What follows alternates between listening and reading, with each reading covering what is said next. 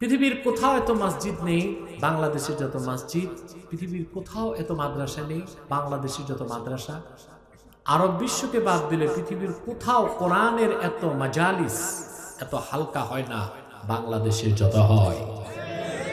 বাংলাদেশ করোনার গজব থেকে বেঁচে যাওয়ার এটাই মূলভূত কারণ। এখন যারা দেশের ড্রাইভিং এ আছে এরা যদি না বুঝেন না, ড্রাইভার যদি বারবার গাড়ি চালাতে যে রেড লাইট ভায়োলেন্ট করে,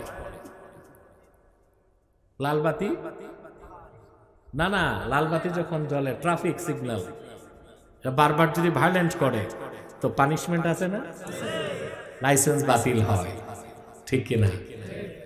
আল্লাহ তো লালবাতি বারবার দেখাচ্ছে, বারবার যদি আমরা সীমা লঙ্ঘন করি আমাদেরও লাইসেন্স বাতিল হয়ে যাবে।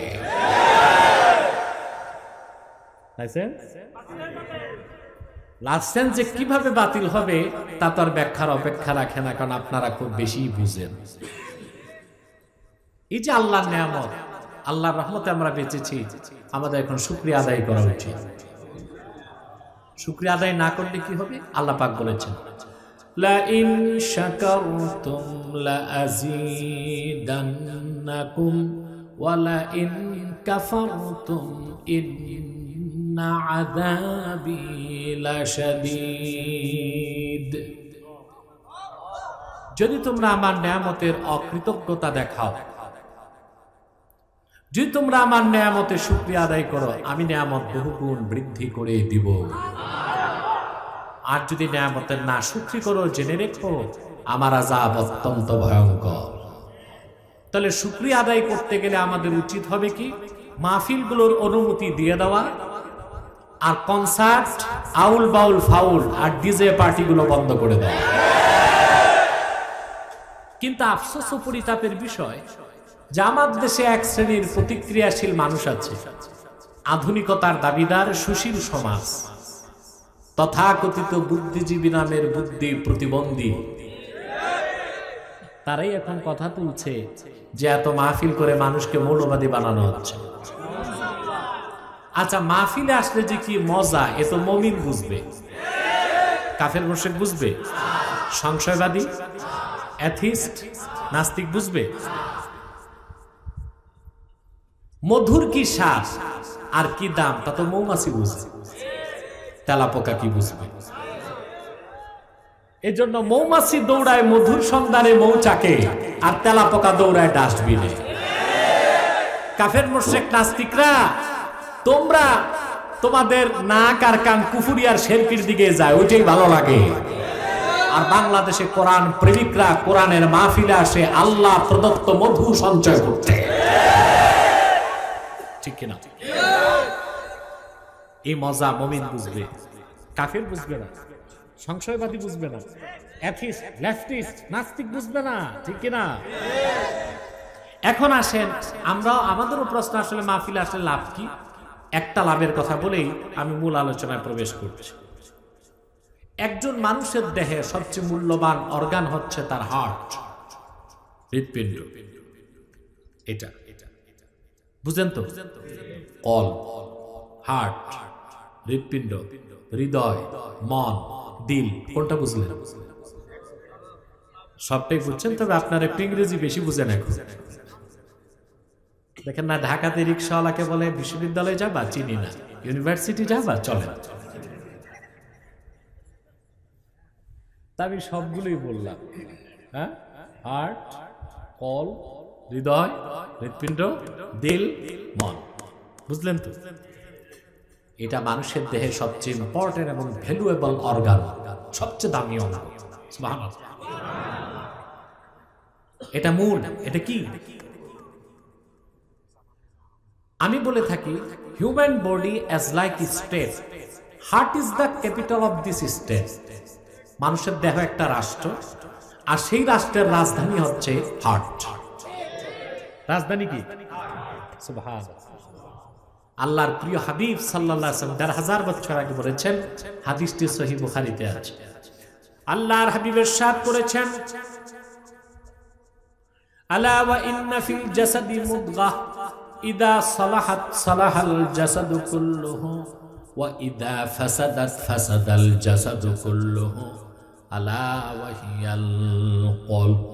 সাবধান, জেনে রেখো মানুষের দেহের মধ্যে একটি গোশতের টুকরা আছে, এটা যখন ভালো হয়ে যায় পুরা মানুষটা ভালো হয়ে যায়, আর এই গোশতের টুকরা যখন নষ্ট হয়ে যায় পুরা মানুষটা বরবাদ হয়ে যায়। সাবধান, জেনে রেখো সেই গোশতের টুকরার নাম হচ্ছে কলব। কালব না, কালব হচ্ছে কুত্তা। উচ্চারণে সামান্য ভুল উচ্চারণে অর্থ ছোট পরিবর্তন, কত পরিবর্তন হবে, জান্নাত আর জাহান্নামে যত পার্থক্য। কালব না, কালব মানে কুত্তা, এটা হচ্ছে কলব। উচ্চারণটার জন্য ঠিক। এই কলব হচ্ছে আসল। সুবহানাল্লাহ। আজকের মেডিকেল সায়েন্স বিজ্ঞান এসে রাসূলুল্লাহর এই হাদিসের কাছে মাথা নত করে দিয়েছে। সুবহানাল্লাহ। তারাও দেখছে যে আসলে হৃৎপিণ্ড কেন চলে তার কারণ তারা খুঁজে পায়নি। আপনার দেহের মধ্যে আল্লাহ রাব্বুল আলামিনের অত্যাশ্চর্য অর্গান সৃষ্টি হলো, অঙ্গ হলো, আল্লাহ দিয়েছেন আপনাকে আমাকে হৃৎপিণ্ড। মায়ের পেটে যখন সন্তানের বয়স মাত্র 4 মাস 10 দিন হয় তখন থেকে হৃৎপিণ্ড কাজ চালু করে শেষ নিঃশ্বাস ত্যাগের আগ পর্যন্ত সে কাজ করেই যায় অবিরত, 1 সেকেন্ডের জন্য কাজ বন্ধ করে না। হৃৎপিণ্ড প্রতি মিনিটে 72 বার কম্পন করে। কতবার? 72 বার। এটা দুইটা সিস্টেমে চলে। কয়টা? সিস্টল, ডায়াস্টল, সংকোচন, সম্প্রসারণ। এর মাধ্যমে সে কাজ করে। সারা বডিতে আপনার রক্ত পৌঁছাচ্ছে হৃৎপিণ্ড, বুঝলেন? ফুসফুস থেকে রক্ত অক্সিনাইজেশন, অক্সিজেন মিশ্রিত করে দেহে পাঠায়, আবার ফুসফুসে এনে কার্বন ডাই অক্সাইড আলাদা করে রক্তকে বিশুদ্ধ করে দেয়। সুবহানাল্লাহ। কোনো ব্যাটারি নাই, কোনো চার্জার নাই, কাজ করে যাচ্ছে। কাজ, শুধু কাজ মিনিটে 72 বার চলতেছে। কতবার? সুবহানাল্লাহ। বিজ্ঞান, আপনারা বুকের কাছে কান নিলে শুনবেন আওয়াজ করে, ধিক ধিক না ঠিক ঠিক, কোনটা বলে? বিজ্ঞান ডিভাইসের মাধ্যমে একটা আওয়াজ বের করছে যে হার্ট যে আওয়াজ করে এটার আওয়াজটা হচ্ছে লাভ ডাব। কি বলে? আপনি আওয়াজ পান কি? ধিক ধিক। ওরা যন্ত্রের মাধ্যমে বের করেছে আওয়াজটা হচ্ছে লাভ ডাব। আমি বলি না বিজ্ঞান একটু ভুল শুনছে, ওরা তো আরবি জানে না। আসলে আওয়াজটা হয় রব রব রব। এটা আসল। এটা কি? এটা হার্ট, এটা আপনার রাজধানী, এটা ক্যাপিটাল। এই জন্য শয়তান বড্ড চালাক। ও আপনার মাথা দখল করে না, কান দখল করে না, নাকও দখল করে না, দখল করে রাজধানী। কারণ ও জানে রাজধানী যার দেশ তার। রাজধানী যার। আপনারা দেখেছেন না গত কয়েক বছর আগে মডার্ন ওয়ার পলিসি কি বলে? আধুনিক যুদ্ধনীতি, রাজধানী যার হাতে থাকে দেশ তারই হাতে থাকে। তাই তো দেখলেন। কথা বলেন। তো শয়তান দখল করে কি? রাজধানী। যে কথা ভূমিকায় বলতে চাচ্ছি, আপনার দেহের হাজার হাজার রোগ হয়, ঔষধ আছে হাজার হাজার, কিন্তু আপনার দেহের মূল হৃৎপিণ্ডের রোগ হয়, কলবের রোগ মাত্র 10টা, ওষুধ আছে মাত্র 5টা। হযরত ইব্রাহিম খাওয়াস রাহমাতুল্লাহ লেখেন, মানুষের অন্তরে রোগ হয় কয়টা? জোরে বলেন, জোরে। অন্তরে যে রোগ হয় এটা ট্রিটমেন্ট নেবেন কোথায়? মাগুরা মেডিকেল কলেজে, না পিজিতে, না সিঙ্গাপুরের মাউন্ট এলিজাবেথে? কথা বলেন। এটার ওষুধ কই? এটার ওষুধ নিতে আল্লাহ ওয়ালাদের কাছে যেতে হয়, তাদের খানকায়। এটা হসপিটালে, এটার ঔষধ হসপিটালে, দুনিয়ার কোন মানুষের কাছে রোগ হয় কয়টা? ওষুধ আছে। হযরত ইব্রাহিম খাওয়াস রাহমাতুল্লাহ বলেছেন, মানুষের হৃৎপিণ্ডের, মানুষের দিলের যে রোগ হয়, মনের যে রোগ হয়, তা থেকে বাঁচার জন্য 5টা ঔষধ, সবচেয়ে সহজ ঔষধ, বিনামূল্যে বিনা কষ্টে বান্দা যা পেতে পারে। 5 নাম্বার তার নাম মুজালাসাতুস সালিহিন, নেককার আল্লাহওয়ালাদের কাছে উঠা বসা করা। কোন মুমিন যখন আল্লাহওয়ালা বুজুর্গ ব্যক্তির সান্নিধ্যে বসে যায়, তার অন্তর অটোমেটিক পবিত্র হয়ে যায়, রোগ দূর হয়ে যায়, আর আল্লাহর ওলির সোহবতে তার অন্তর মারিফতের নূরে ভরপুর হয়ে যায়। মাহফিলে আসলে এটাই হচ্ছে পঞ্চম লাভ। 5 নাম্বার ঔষধটা মাহফিলে সরাসরি পাওয়া যায়। সেখানে এসে আলেমে তাকি, যারা আলেমে তাকি হক্কানি আলেমদের সংস্পর্শে আপনি বসবেন, ওয়াজ বুঝেন আর না বুঝেন, অন্তর নিরোগ হবে, পবিত্র হতে থাকবে, আল্লাহর মারিফতের নূরের ঝর্ণা ধারা অন্তরে প্রবাহিত শুরু হয়ে যাবে। বলেন লাভ আছে না নাই? এটা কি তেলা পোকা বুঝবে না মৌমাছি বুঝবে? ঠিক কিনা? এতে আমরা আজকে যে আসতে পারলাম খুশি না বেজার? বেশি না কম? আমরা খুশি, মাবুদ খুশি, মাখলুকাত খুশি, কুল কায়নাত খুশি, সব খুশি, শুধু বেজার শয়তান। বেজার কে? শয়তান বেজার, তার ছেলা চামুন্ডারও বেজার। শয়তানের সব চেষ্টা ব্যর্থ হয়েছে, এখন একটা বাকি আছে, মুনাজাতের আগে উঠানো যায় কিনা। আমরা একটু পরে মুনাজাত করব, একটু পরে। তবে আমরা নেক নিয়ত করে শয়তানের নাপাক গালে একটি চপেটা ঘাত করতে চাই। আমরা নিয়ত করছি কিছুক্ষণ পরে আজকের মুনাজাত করে গুনাহ মাফ করে নিষ্পাপ বেহেশতি আল্লাহওয়ালা হয়ে বাড়ি যেতে চাই। কারা কারা হাত তুলে আল্লাহ তাআলাকে দেখো। নারে তাকবীর! আল্লাহ কবুল করুন, আল্লাহ মঞ্জুর করুন, বলুন আল্লাহুম্মা আমিন। সম্মানিত সুধী, কথা খেয়াল করছেন? আসুন মূল আলোচনায় প্রবেশ করি, আমার সঙ্গে আপনারাও পড়ুন। আউযু বিল্লাহি মিনাশ শাইতানির রাজীম। বিসমিল্লাহির রাহমানির রাহিম। ইয়া আইয়ুহাল্লাযীনা আমানু তুবু ইলাল্লাহি তাওবাতান নাসুহা। আল্লাহ পাক ঈমানদার বিশ্বাসী মুমিন উম্মতে মুহাম্মাদী সাল্লাল্লাহু আলাইহি ওয়াসাল্লামকে বড় মহব্বতের সাথে, লুৎফের সাথে ডাক দিয়ে বলেন, হে ঈমানদারগণ, বিশ্বাসীগণ, তুবু ইলাল্লাহ, তোমরা আল্লাহর কাছে তওবা করো। তাওবাতান নাসুহা, সেই তওবাটা হবে তওবায়ে নাসুহা। বলেন সুবহানাল্লাহ। আল্লাহ নিজে বান্দার কাছে বললেন যে তুমি আমার কাছে তওবা করো। সুবহানাল্লাহ। তওবা সম্পর্কে আমাদের মানুষের ধারণা খুব কম। তওবা নাসুহা কাকে বলা হয়? আমাদের দেশে কিছু মূর্খ বক্তা গল্প তৈরি করছে যে বনি ইসরায়েলের একটা মেয়ে ছিল, তার নাম নসুহা বেগম। ওই নসুহা বেগম গুনাহ করছিল, আল্লাহর কাছে মাফ চাইছে, তওবা কবুল হয়েছে, এই জন্য তওবার নাম নসুহার তওবা। আস্তাগফিরুল্লাহ আলাইহি। মানুষের মস্তিষ্ক কতটা বিকৃত হলে আল্লাহর কোরআন থেকে কথা বলতে যে এতটা অপব্যাখ্যা করতে পারে। এর থেকে আল্লাহ তাআলা আমাদেরকে নাজাতের ব্যবস্থা করুন, বলুন আল্লাহুম্মা আমিন।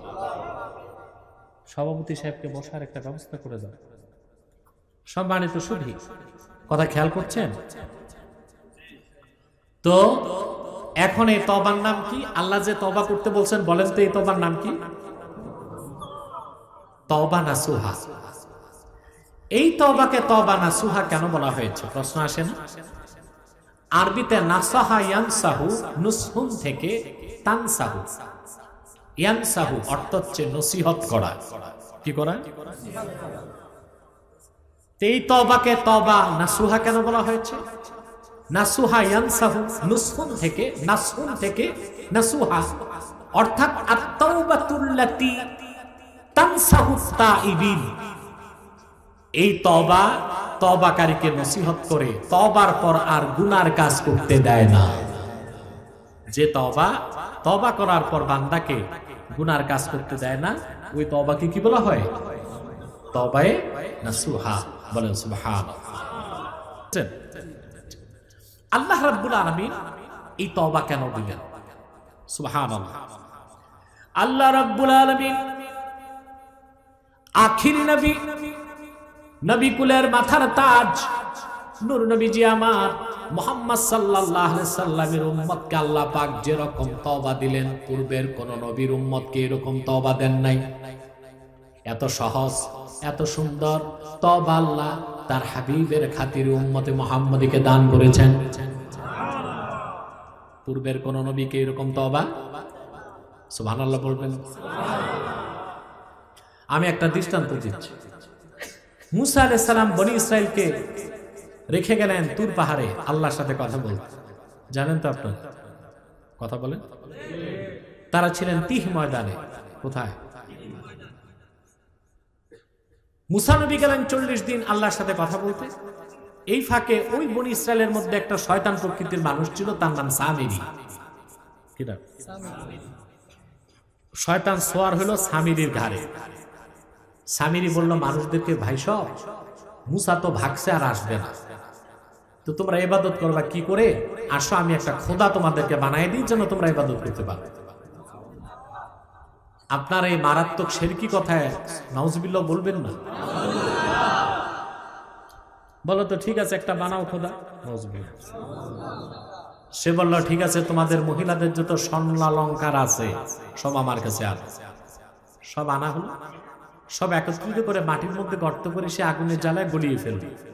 তারপর ছোট সাইজের একটা বাছুর বানালো। হযরত জিবরিল মুসা নবীর কাছে যখন ঘোড়া নিয়ে আসতেন, ঘোড়ার পা যেখানে পড়তো এখানে সবুজ ঘাস হয়ে যেত। ধূর্ত সামিরি ওই বরকতের মাটি পোটলায় রেখে দিয়েছিল। বাছুর একখান বানায়া মুখে দিতেই বাছুর তো জিন্দা হয়ে গেছে আর হাম্বা হাম্বা শুরু করছে। সামিরি বলল, বনি ইসরাইল এটি তোমাদের খোদা, এটার ইবাদত করো। নাউজুবিল্লাহ। মুসা আলাইহিস সালাম তুর পাহাড় থেকে যখন ফিরে আসলেন, এই শিরকি কাজ দেখে বরদাস্ত করতে পারেন নাই। বাম হাতে তার বড় ভাই হারুনের দাড়ি ধরছেন আর ডান হাতে এক থাপ্পড় বড় ভাইয়ের গালে লাগাই দিচ্ছে। অথচ হারুন নিজেও নবী এবং মুসা আলাইহিস সালামের বড় ভাই। মুসা আলাইহিস সালামের বড় ভাই। এই ক্ষেত্রে মুসা নবী আদবের চিন্তা করেন না। কথা বলেন। শিরকের ব্যাপারে মুসা নবী বরদাস্ত করতে পারলেন না। এক থাপ্পড় তার বড় ভাই হারুনকে লাগাই দিলেন আর বাম হাতে শক্ত করে দাড়ি ধরছে। কত বুঝতে পারছেন? ভাই তখন রাগ করে বলছেন হারুন আলাইহিস সালাম, লা তাখুয বিল্লাহিয়াতি, তুমি আমার দাড়ি ধরো না। কারণ মানুষ সবচেয়ে রাগ হয় দুই জায়গায় ধরলে, কান আর দাড়ি। কি ধরলে? কান আর দাড়ি। তবে যদি কান আর দাড়ি ধরা হয় পানিশমেন্ট হিসেবে। কি হিসেবে? কারণ কান তো ধরা যাইতেই পারে। আমেরিকার প্রেসিডেন্ট জো বাইডেন, তার কান ধরারও তো লোক আছে। কে? নাপিত। নাপিত নাপিত জো বাইডেনের কান ধরে না, ডানে বামে যেমনি ছয়ভাবে ঘুরায়। এটা করার কিছু নাই, কানটা ধরতে দিতেই। এবার আসেন, আল্লাহ তাআলা মুসা নবীকে ওহী করলেন, মুসা যারা শিরকের কাজ করেছে তাদের কতল করো। মুসা বললেন, আল্লাহ ওরা তো তওবা করবে। আল্লাহ বললেন, তওবার পরও কতল করো, শুধু তওবায় চলবে না। তওবা কঠিন ছিল কিনা? কথা বলে। কিন্তু আখিরি নবী, নবী কুলের মাথার তাজ আমার নূর নবীজি মুহাম্মদ সাল্লাল্লাহু আলাইহি ওয়াসাল্লামের খাতিরে উম্মতে মুহাম্মদী যত বড় গুনাহ করুক, শিরক করুক, কুফর করুক, অন্যায় করুক, তার গুনাহ যত বেশি হোক, সুনান তিরমিজি সাক্ষী, আল্লাহ নিজে বলেছেন হাদিসে কুদসি, ইয়া ইবনা আদম লাউ বালাগাত যুনুবুকা আনানাস সামা, ওরে বনি আদম তোমার গুনাহ জমে জমে যদি আকাশের মেঘমালা পর্যন্ত চলে যায়, সুম্মাস্তাগফারতানি, তারপর তুমি যদি আমার কাছে ক্ষমা চাও, লাগাফারতু লাক, আমি আল্লাহ তোমার জীবনের সব গুনাহ মাফ করে নিষ্পাপ ঘোষণা করে দেব। এই যে তওবা, এটা আল্লাহর হাবিবের খাতিরে পেয়েছে। সুবহানাল্লাহ বলতে কষ্ট হয়। সুবহানাল্লাহ। মক্কা বিজয়ের পর হযরত ওয়াহশী রাদিয়াল্লাহু তাআলা, নাম শুনেছেন? আমির হামজা রাদিয়াল্লাহু তাআলা আনহুর হত্যাকারী। তিনি মক্কা শরীফ থেকে পালায়ে যাচ্ছেন, বুঝলেন? মক্কা শরীফ থেকে তিনি পালায়ে যাচ্ছেন। লোকজন বললেন, আইনা তুরিদু ইয়া ওয়াহশী, কোথায় যাও ওয়াহশী? বলে, আমি পালায়ে যাচ্ছি, কারণ সবাই ক্ষমা পেল, আল্লাহ রাসূল আমারে মাফ করবেন না, আমার মতো পাপী তো আর একজনও নাই। সাহাবায়ে কেরাম বললেন, রে ওয়াহশী, একটিবার তুমি রাহমাতুল লিল আলামিনের কদমে চলে যাও, তোমার মতো হাজার পাপীকে তিনি মুহূর্তে মাফ করে দিতে পারে। নতমস্তকে ওয়াহশী আল্লাহর হাবিব সাল্লাল্লাহু আলাইহি সাল্লামের কদমের সামনে হাজির হয়ে গেল। আল্লাহর হাবিব বললেন, তুমি কে? ওয়াহশী বললেন, আমি ওয়াহশী। রাসূলুল্লাহ জিজ্ঞেস করলেন, কোন ওয়াহশী? আপনার চাচার হত্যাকারী। আল্লাহর হাবিব বলেছেন, কেন এসেছো? ওয়াহশী বললেন, এসেছি ইসলাম গ্রহণ করার জন্য। আল্লাহর হাবিব বললেন, তাহলে তুমি কালেমা পড়ো, মুসলমান হও। সে বলল, ইয়া রাসূলুল্লাহ, একটি শর্ত আছে আমার। ওয়াহশী শর্ত দেয়। শর্ত কে দিল? ইন্নী উরিদু আন উসলিমা ওয়ালাকিন লা উসলিমু হাত্তা আসমা কালাম আল্লাহ। ইয়া রাসূলুল্লাহ সাল্লাল্লাহু আলাইহি ওয়াসাল্লাম, আমি তো মুসলমান হব, কিন্তু একটা শর্ত আছে, আমি মুসলমান হলে আমার সব গুনাহ আল্লাহ মাফ করবেন। এটা ওহীর মাধ্যমে আল্লাহ যদি আপনাকে জানান আর আপনি আমাকে শোনান, কানে শুনি, তাহলে আমি মুসলমান হব। সুবহানাল্লাহ, কি শর্ত দেখছে? সঙ্গে সঙ্গে কোরআনের আয়াত নাজিল হয়ে গেল। আল্লাহ ঘোষণা করলেন, ওয়াল্লাযীনা লা ইয়াদউনা মা'আল্লাহি ইলাহান আখারা ওয়া লা ইয়াকতুলুনান নাফসাল্লাতী হারামাল্লাহু ইল্লা বিল হাক্কি ওয়া লা ইয়াজনুন ওয়া মান ইয়াফআল যালিকা ومن يفعل ذلك يلقى أثاما। আপনারা দুটা বয়স্ক অ্যাডাল্ট মানুষ খোঁজাখুঁজি করতেছে, এটা কি? এখানে কি অ্যালার্জি সমস্যা না অন্য কোনো সমস্যা বুঝতেছে? আসলে কম জায়গায় বেশি মানুষ আপনারা প্যাক হয়ে গেছে, এটা একটা কারণ বটে। তবে একটু ধৈর্য ধরতে হবে। হ্যাঁ, গরম তো আছি। সম্মানিত সুধী, সাথে সাথে কোরআনের আয়াত নাজিল হয়ে গেছে।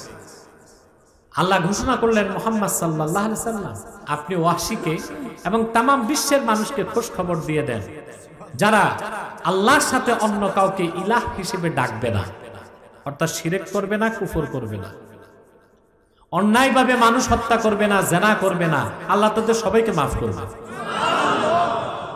আর এই কাজগুলোতে যে অংশগ্রহণ করবে সে ক্ষতিগ্রস্ত হবে, সে প্রভূত গুনার অধিকারী হবে। ওয়াহশী রাদিয়াল্লাহু তাআলা আনহু বললেন, ইয়া রাসূলুল্লাহ সাল্লাল্লাহু আলাইহি ওয়াসাল্লাম, ইন্নী আশরাকতু বিল্লাহ ওয়া কাতালতুন নাফসাল্লাতী হারামাল্লাহু ইল্লা বিল হাক্কি ওয়া জানাইতু। ইয়া রাসূলুল্লাহ সাল্লাল্লাহু আলাইহি ওয়াসাল্লাম, আমি তো শিরক করছি, আপনার চাচাকে হত্যা করছি, আবার জিনা যে কতবার করছি তার তো হিসাবই নেই, তো মুসলমান হয়ে লাভ কি আমার? আবার আয়াত নাজিল হয়ে গেল। আল্লাহ পাক বললেন, ইল্লা মান তাবা ওয়া আমানা ওয়া আমিলা আমালান সালিহান ফাউলাইকা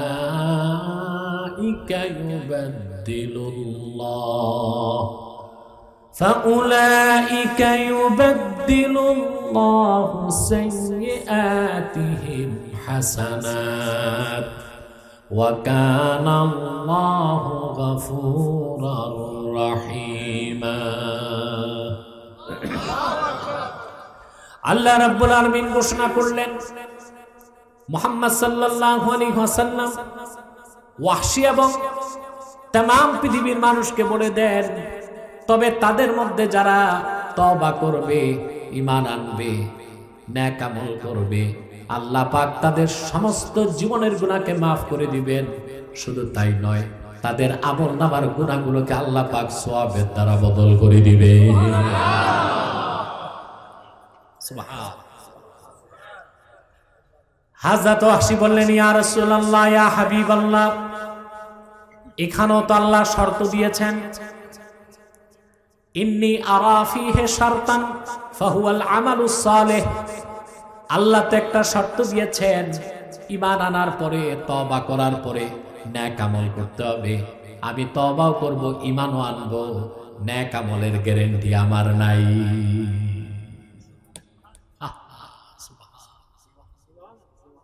আমি নেক আমল করলেই যে আল্লাহ বেহেশত দিবেন, নেক আমল পারবো কিনা আমি নিজেও জানি না, তবে তওবা করব, মুসলমান হব। এবার আল্লাহর পক্ষ থেকে আবার আয়াত নাজিল হয়ে গেল, ইন্নাল্লাহা লা ইয়াগফিরু আন ইউশরাকা বিহি ওয়া ইয়াগফিরু মা দুনা যালিকা লিমান ইয়াশা। নিশ্চয় আল্লাহ রাব্বুল আলামিন, আল্লাহর সঙ্গে কেউ যদি অংশ স্থাপন করে, সে শিরকের গুনাহ তিনি মাফ করবেন না, কুফরির গুনাহ মাফ করবেন না, মুশরিককে কাফেরকে কোনোদিনও মাফ করবেন না। এছাড়া বান্দা যাকে খুশি তাকে আল্লাহ রাব্বুল আলামিন ক্ষমা করে প্রথম চান্সে জান্নাত দিয়ে দিবে। অবাক হবেন মুসলমান, হযরত ওয়াহশী খুশি হইলেন না, বলেন, ইয়া রাসূলুল্লাহ সাল্লাল্লাহু আলাইহি সাল্লাম, এখানেও তো একটু শর্ত আছে। আল্লাহর হাবিব বলেন, সেটা কি? তিনি বললেন, আল্লাহ তো একটা শর্ত দিয়েছেন, লিমাইয়াশা ইয়াগফিরু লিমাইয়াশা। আল্লাহ যাকে চান তাকে মাফ করবেন, আমাকে যদি না চান। আরে ভাই, আমি কি মাহফিলে আছি না কবরস্থানে? তো তোমাদের অ্যাক্টিভিটিস তো মনে হয় না মাহফিলে, কবরস্থান বানায় রাখছে। কষ্ট হচ্ছে? ঘুম আসে? কে কে ঘুমান হাত উঠান।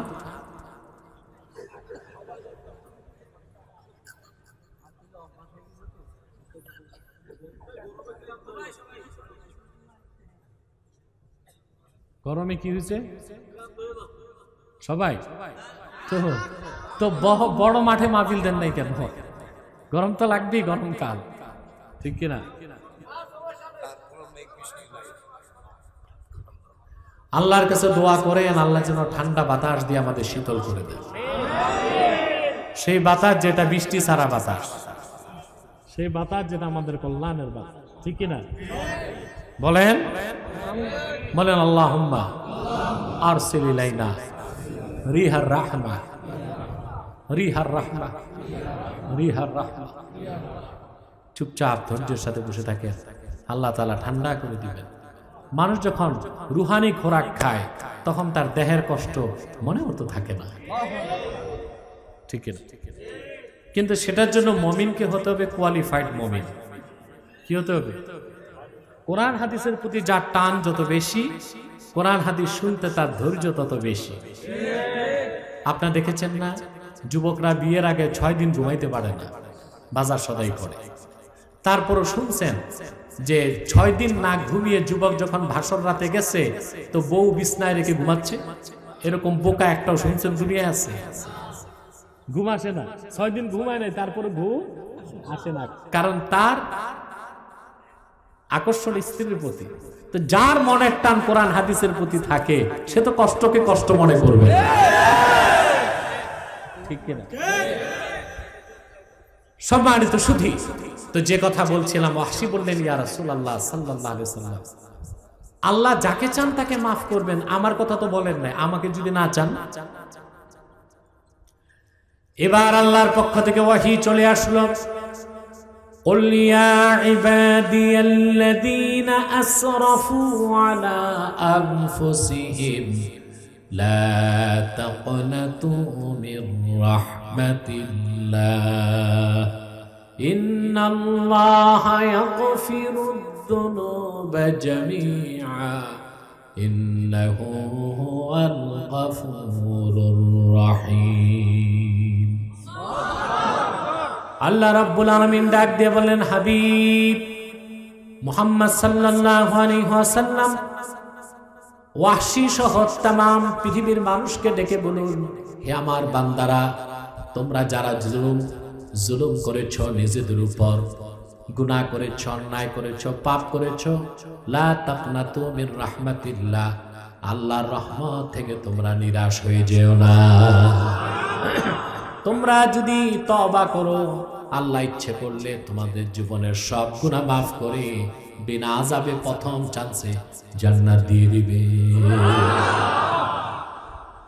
এই রকম তওবা আল্লাহ তার হাবিবের খাতিরে আমাদেরকে দিয়েছেন। সুবহানাল্লাহ। সেই তওবার কথায় আল্লাহ বলেছেন, তুবু ইলাল্লাহি তাওবাতান নাসুহা, তোমরা আল্লাহর কাছে তওবায়ে নাসুহা করো। কেন নাসুহা? নাসুন থেকে নাসুহা, নাসাহা ইয়ানসাহু তানসাহু, আত-তাওবাতুল্লাতী তানসাহু তাইবিন বাদা তাওবা।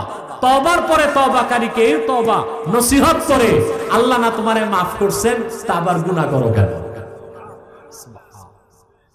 এই তওবা নসুহা করবেন আপনারা? জোরে বলেন। তিনটা শর্ত। কয়টা? যুবকদের উদ্দেশ্যে বলছি, ভালো করে খেয়াল করে। কয়টা শর্ত? তওবা নসুহার শর্ত মাত্র তিনটা। এক, নাদামাত, অনুশোচনা। তওবার মূল হচ্ছে অনুশোচনা, এটা তওবার ব্যাকবোন, মেরুদণ্ড। আমার ভাইয়েরা, তওবার মূল হচ্ছে নাদামাত, অনুশোচনা। মুমিন বান্দা আল্লাহর কাছে যখন তওবা করবে, সে যখন অনুশোচনা করবে, আল্লাহ তার জীবনের সব গুনাহ মাফ করে দিবেন। ইমামে ফখরুদ্দিন রাজি রাহমাতুল্লাহি আলাইহি তাফসীর কবীরে ফাতালাক্কা আদমু মির রাব্বিহি কালিমাত, এই আয়াতের ব্যাখ্যায় লিখেন, তওবা করার সময় বান্দার অনুশোচনা হলো কি হলো না তা কেমন করে বান্দা বুঝবে? তিনি জবাব দিয়েছেন, শুকনা কাঠের মধ্যে আগুন ধরালে যেমন ধোঁয়া বের হয়, ধোঁয়া বের হলে বোঝা যায় কাঠে আগুন লেগেছে। বান্দা তওবা করার সময় যখন বিগত গুনাহের জন্য অনুতপ্ত হবে, অনুশোচনা করবে, তার চোখ থেকে টপ টপ করে পানি ঝরবে, তখন বুঝতে হবে বান্দার কলিজায় তওবার আগুন জ্বলে গেছে। এটা অনুশোচনা, নাদামাত। এই বসো, খামোশ, কোনো নড়াচড়া চলবে না, ধৈর্যের সাথে বস। শুধু সমস্যা তাদের যারা জিন্সের প্যান্ট পরেছে।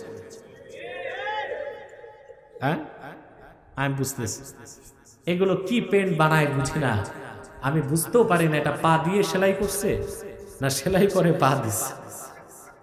চামড়া আর প্যান্ট একসাথে লেগে আছে। এদের বসতেও বলি না, এরা বসলে তো চিচেন থাক। কথা বলবো, সব মোবাইল পকেটে সব মানুষ কথা খেয়াল করতেছে। তবার এক নাম্বার শর্ত কি? এখন অনুশোচনা হলো কি হলো না বুঝবেন কি করে? আপনি যখন আল্লাহর কাছে আত্মসমর্পণ করবেন, আপনার চোখ থেকে বিগত দিনের গুনার কথা মনে হলে পানি ঝরতে থাকে। তওবার মানেই আল্লাহর কাছে আত্মসমর্পণ। আশরাফুল মাখলুকাত, সৃষ্টিকুলের শ্রেষ্ঠ সৃষ্টি মানুষ। আল্লাহ ছাড়া আল্লাহর শ্রেষ্ঠ সৃষ্টি কোন মানুষ, কোন মাজারে, কোন পীরের কাছে, কোন মিনারে, কোন সৌধে, কোন প্রতিমার কাছে, কোন প্রতিকৃতি, কোন মূর্তির কাছে মাথা নত করুক, এটা আমার আল্লাহ চান না। মানুষ একমাত্র আত্মসমর্পণ করতে যে মস্তক নত করবে আমার আল্লাহর কাছে। সুবহানাল্লাহ। আপনারা এই শিরক গুলো করছেন, পীরি মুরিদের নামে শিরক করেন, সংস্কৃতির নামে শিরক করেন।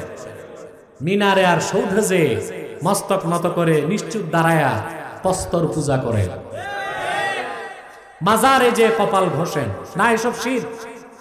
আল্লাহর ওলিদের মাজার জিয়ারত করা খুব ফায়দার কাজ, কিন্তু তা হতে হবে সুন্নত তরিকা, ঠিক না? হক্কানি আল্লাহওয়ালা পীরের কাছে যাওয়া তো ওয়াজিব। আল্লাহওয়ালা হক্কানি পীরের কাছে যাওয়া কি কেন ওয়াজিব? এই কোরআন শরীফ সাক্ষী।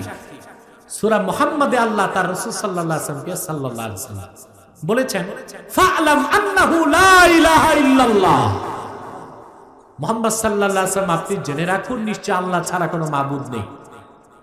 এন্ড সূরা মুহাম্মদ নাজিল হয়েছে শেষ দিকে। এর আগে এত সূরা নাজিল হলো, সূরা বাকারা, সূরা ফাতিহা, সূরা মুজাম্মিল, সূরা মুদ্দাসসির, সূরা আলাক। আল্লাহ রাসূলের চেয়ে বেশি কেউ জানতেন না আল্লাহ ছাড়া কোনো মাবুদ নাই। তারপরে আবার আল্লাহ জানতে কেন বললেন? প্রশ্ন আসে না যে আপনি জেনে রাখুন আল্লাহ ছাড়া কোনো মাবুদ নেই। কি জানতে বলেছেন? ইলমে মারিফা। বদরুদ্দিন আইনি তাফসীর, বদরুদ্দিন আইনি উমদাতুল কারিতে আয়াতের ব্যাখ্যা লিখেছেন, ফা'লাম আন্নাহু লা ইলাহা ইল্লাল্লাহ ইত্তাফাকাল জামহুর আলা উজুবি ইলমিল মারিফা ওয়াস্তাদাল্লু বিহাদিহিল আয়া। সমস্ত উলামায়ে কেরাম একমত, ফা'লাম আন্নাহু লা ইলাহা ইল্লাল্লাহ, আল্লাহ তার হাবিবের কাছে এই ওহী করে ইলমে মারিফার শিক্ষাকে ওয়াজিব বানায় দিয়েছেন। আপনারা উসুলের কায়দা জানেন, মা ইউবজিল আল ওয়াজিব ফাহুয়া ওয়াজিব, ঠিক না? ওয়াজিবের জন্য যেটা দরকার ওটাও কি ওয়াজিব। ওয়াজিবের জন্য যে ওয়াসাইল দরকার ওটাও কি ওয়াজিব। তাহলে ইলমে মারিফত শিক্ষা করার জন্য আল্লাহ ওয়ালার কাছে যাওয়াও সোহবতের জন্য কি ওয়াজিব। কিন্তু সেটা কেন যাবেন আল্লাহ ওয়ালার কাছে? সে আপনার শিক্ষক, আপনার বড় ভাই, আপনার উস্তাদ। কিন্তু আজকে বাংলাদেশে ভণ্ড পীররা দেখা যায় পীরের কাছে যে মস্তক নত করতেছে। এটা শিরক, হারাম না জায়েজ। এটা করবেন কেন আপনি? শিরকের গুনাহ করা যাবে না, সেটা পীরের কাছে হোক, মাজারে হোক, মিনারে হোক, সৌদে হোক। মনে থাকবে, রাজনীতির নামে, সংস্কৃতির নামে, ঐতিহ্যের নামে, পীর-মুরিদের নামে কোন প্রকার শিরক চলবে না। মানুষ একমাত্র মস্তক নত করবে সর্বশক্তিমান আমার আল্লাহর কাছে। সেজন্য আল্লাহ তওবা দিয়েছেন, বান্দা তওবায় আত্মসমর্পণ করবে কার কাছে? বাইবেলের তওবাটা শুনাই আপনাদের। বাইবেলে একটা তওবা আছে, খ্রিস্টানদের বাইবেলে।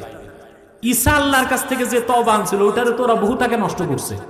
ওই তওবা তো বাইবেলে নাই।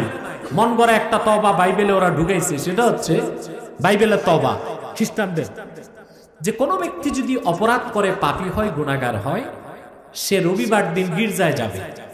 কোথায়? ওখানে ফাদার আছে। কি আছে? ফাদার মানে বাবা। এটা এমন ফাদার যার জীবনে মাদার থাকে না। এটা বুঝেন নাই আপনারা? কেমন ফাদার? যার জীবনে মাদার থাকে না। অর্থাৎ ফাদার মানে যে বিয়ে করবে না, তাহলে মাদার হবে কোত্থেকে? হবে? এই ফাদারদের কোনো মাদার নাই, তবে তারা বদমাশি 16 আনাই করে, যেটা ইউরোপ আমেরিকায় যৌন নির্যাতনে ফাদারদের বিরুদ্ধে মামলা হয়। শিশুদের বলাৎকার করে, এই কাজগুলো করে তারা। বিয়ে করে না। ওরা কি করে না? বিয়ে করে না, শিশুদেরকে বলাৎকার করে। ওই ফাদারের কাছে যে পাপ করছে খ্রিস্টান, সে ফাদারের হাঁটুর কাছে মস্তক নত করে বসে যাবে। তারপর সে বলবে যে গত সপ্তাহ থেকে এই পর্যন্ত আমি এতটা গুনাহ করছি, অন্যায় করছি, চুরি করছি, বদমাশি করছি, শয়তানি করছি, হারাম কাজ করছি। তখন তওবা কি? ফাদার তার মাথায় হাত বুলিয়ে একবার বলে দিবে, মহান জেসাস, যিশু তোমাকে ক্ষমা করুন। তো খ্রিস্টান মনে করে আমি তো নিষ্পাপ, আবার যে র্যান্ডম শয়তানি শুরু হয়। কেন? একবার গেলেই তো গির্জায় তওবা হয়ে যায়। জেসাস মাথায় হাত দিয়ে কি বলে? ফাদার, মহান যিশু তোমারে। নাউজুবিল্লাহ বলবেন না? ইসলাম মানুষের মর্যাদাকে সমুন্নত করেছে। মানুষ কোন ব্যক্তি বস্তুর কাছে মাথা নত করবে না, করবে মহান আল্লাহর কাছে। তওবাটা আত্মসমর্পণ। তওবাটা কি? এবার আসেন, আমরা আল্লাহর কোরআনের রাজনীতির কথা বললে এক ধরনের মানুষের চুলকানি হয়, কিন্তু যারা ধর্মনিরপেক্ষতায় বিশ্বাসী তারাও মাঝে মধ্যে রাজনীতি করে। তবে আল্লাহর দেওয়া কোরআনের রাজনীতি করে না, মানব রচিত মিথ্যাশ্রিত তন্ত্রমন্ত্রের রাজনীতি করে। কিভাবে? আমি বুঝাই দিচ্ছি। আপনার নেলসন ম্যান্ডেলার নাম শুনেছেন? বলেন তো কোন দেশের নেতা? সাউথ আফ্রিকা, ঠিক কিনা? আপনারা ভাবছেন আফ্রিকা, দক্ষিণ আফ্রিকা মানে জঙ্গল, শুধু বাঘ বুলডুক আর কিছু নাই। খুব সমৃদ্ধ একটা দেশ দক্ষিণ আফ্রিকা, এবং কেপটাউন পৃথিবীর অন্যতম একটা বাণিজ্য কেন্দ্র, বুঝলেন? আর আমরা ভাবি যে ওখানে খালি মশার যন্ত্রণায় চলাফেরা করা যায় না, নাকি? না, উঠছে অনেক মশা আমাদের বাংলাদেশে এখন। আর বাংলাদেশে সবচেয়ে বেশি মশা হচ্ছে ঢাকা এয়ারপোর্ট। ঢাকা এয়ারপোর্ট, এই জন্য উচ্চ আদালত রুল জারি করছে ঢাকা এয়ারপোর্টকে মশামুক্ত করা হোক। আশ্চর্য কথা, আমি বুঝে পাই না, এত বিমানের আড্ডা, ওইখানে মশা ঢুকে গেল। কারণটা এখনো খুঁজে পাই নাই। যাক, কারণ একটা পাওয়া তো যাবেই, ঠিক কিনা? মশার সাথে এয়ারপোর্টের এত প্রেম কেন? সব বাড়ি তো শুধুই। সে নেলসন ম্যান্ডেলা 27 বছর জেল খেটেছে। 27 বছর পর জেল থেকে বের হয়ে তার দ্বন্দ্ব ছিল শ্বেতাঙ্গদের সাথে। তখন সে একটা ট্রুথ কমিশন করেছে। কি করছে? এটা বাইবেল থেকে কনসেপ্টটা সে নিয়েছে, বাইবেল থেকে। সে খ্রিস্টান, বাইবেল থেকে নিয়েছে, এটি তো স্বাভাবিক। কথা বলেন। তখন সে কমিশন করলো যে যারা যারা এতদিন অপরাধ করছে, রাষ্ট্রদ্রোহী কাজ করছে, অন্যায় করছে, তারা এসে সব অপরাধ স্বীকার করুক, রাষ্ট্র তাদের মাফ করে দিবে। নিল থেকে কনসেপ্টটা? বড় আফসোস, 2006 সালে, 7 সালে, 8 সালে বাংলাদেশে কেয়ারটেকার গভর্নমেন্ট যখন আসলো, ওরা আবার নেলসন ম্যান্ডেলার অনুসরণে বাংলাদেশে একটা ট্রুথ কমিশন করলো। যত দুর্নীতিবাজ, আঙ্গুল ফুলে কলা গাছ, চাঁদাবাজ, গরিবের হক পেরে বড় লোক হয়েছে, তাদেরকে সুযোগ দিল, তোমরা যারা টাকা ট্যাক্স দাও নাই, আসো, তোমাদেরকে ট্রুথ কমিশন মাফ করবে। কিভাবে? 1 কোটিতে 33 লাখ টাকা দিয়ে দাও, আর তোমাদের কালো টাকা সাদা হয়ে যাবে। নিল থেকে তত্ত্ব? নেলসন ম্যান্ডেলা থেকে। আর নেলসন ম্যান্ডেলা নিল থেকে? আফসোস, বাইবেল মানুষের হস্তক্ষেপ হয়েছে, বিকৃত মিথ্যাশ্রিত একটা ধর্মগ্রন্থ থেকে তোমরা ট্রুথ কমিশনের কনসেপ্ট নিতে পারলা। আর যে কোরআন আল্লাহর পক্ষ থেকে এসেছে, সে কোরআন থেকে আইন কানুনের কথা বললেই মৌলবাদ আর সাম্প্রদায়িকতার গন্ধ খুঁজো বাংলাদেশে। চলবে না, চলবে না। এদেশের মানুষের দিল বদল হয়ে যাচ্ছে। কি বদল হচ্ছে? দিন বদল না, দিল বদল হচ্ছে। আবার বলছি, দিন বদল না, দিন বদল হচ্ছে, দিল বদল হচ্ছে। বাংলাদেশে 17 কোটি 46 লক্ষ মানুষ, 11 কোটি ভোটার, আর 18 থেকে 37 বছর বয়সের তরুণ যুবক আছে 3 কোটি। সারা বাংলার 3 কোটি তরুণ যুবকের স্রোত আল্লাহর কোরআনমুখী হয়ে যাচ্ছে মুসলমান।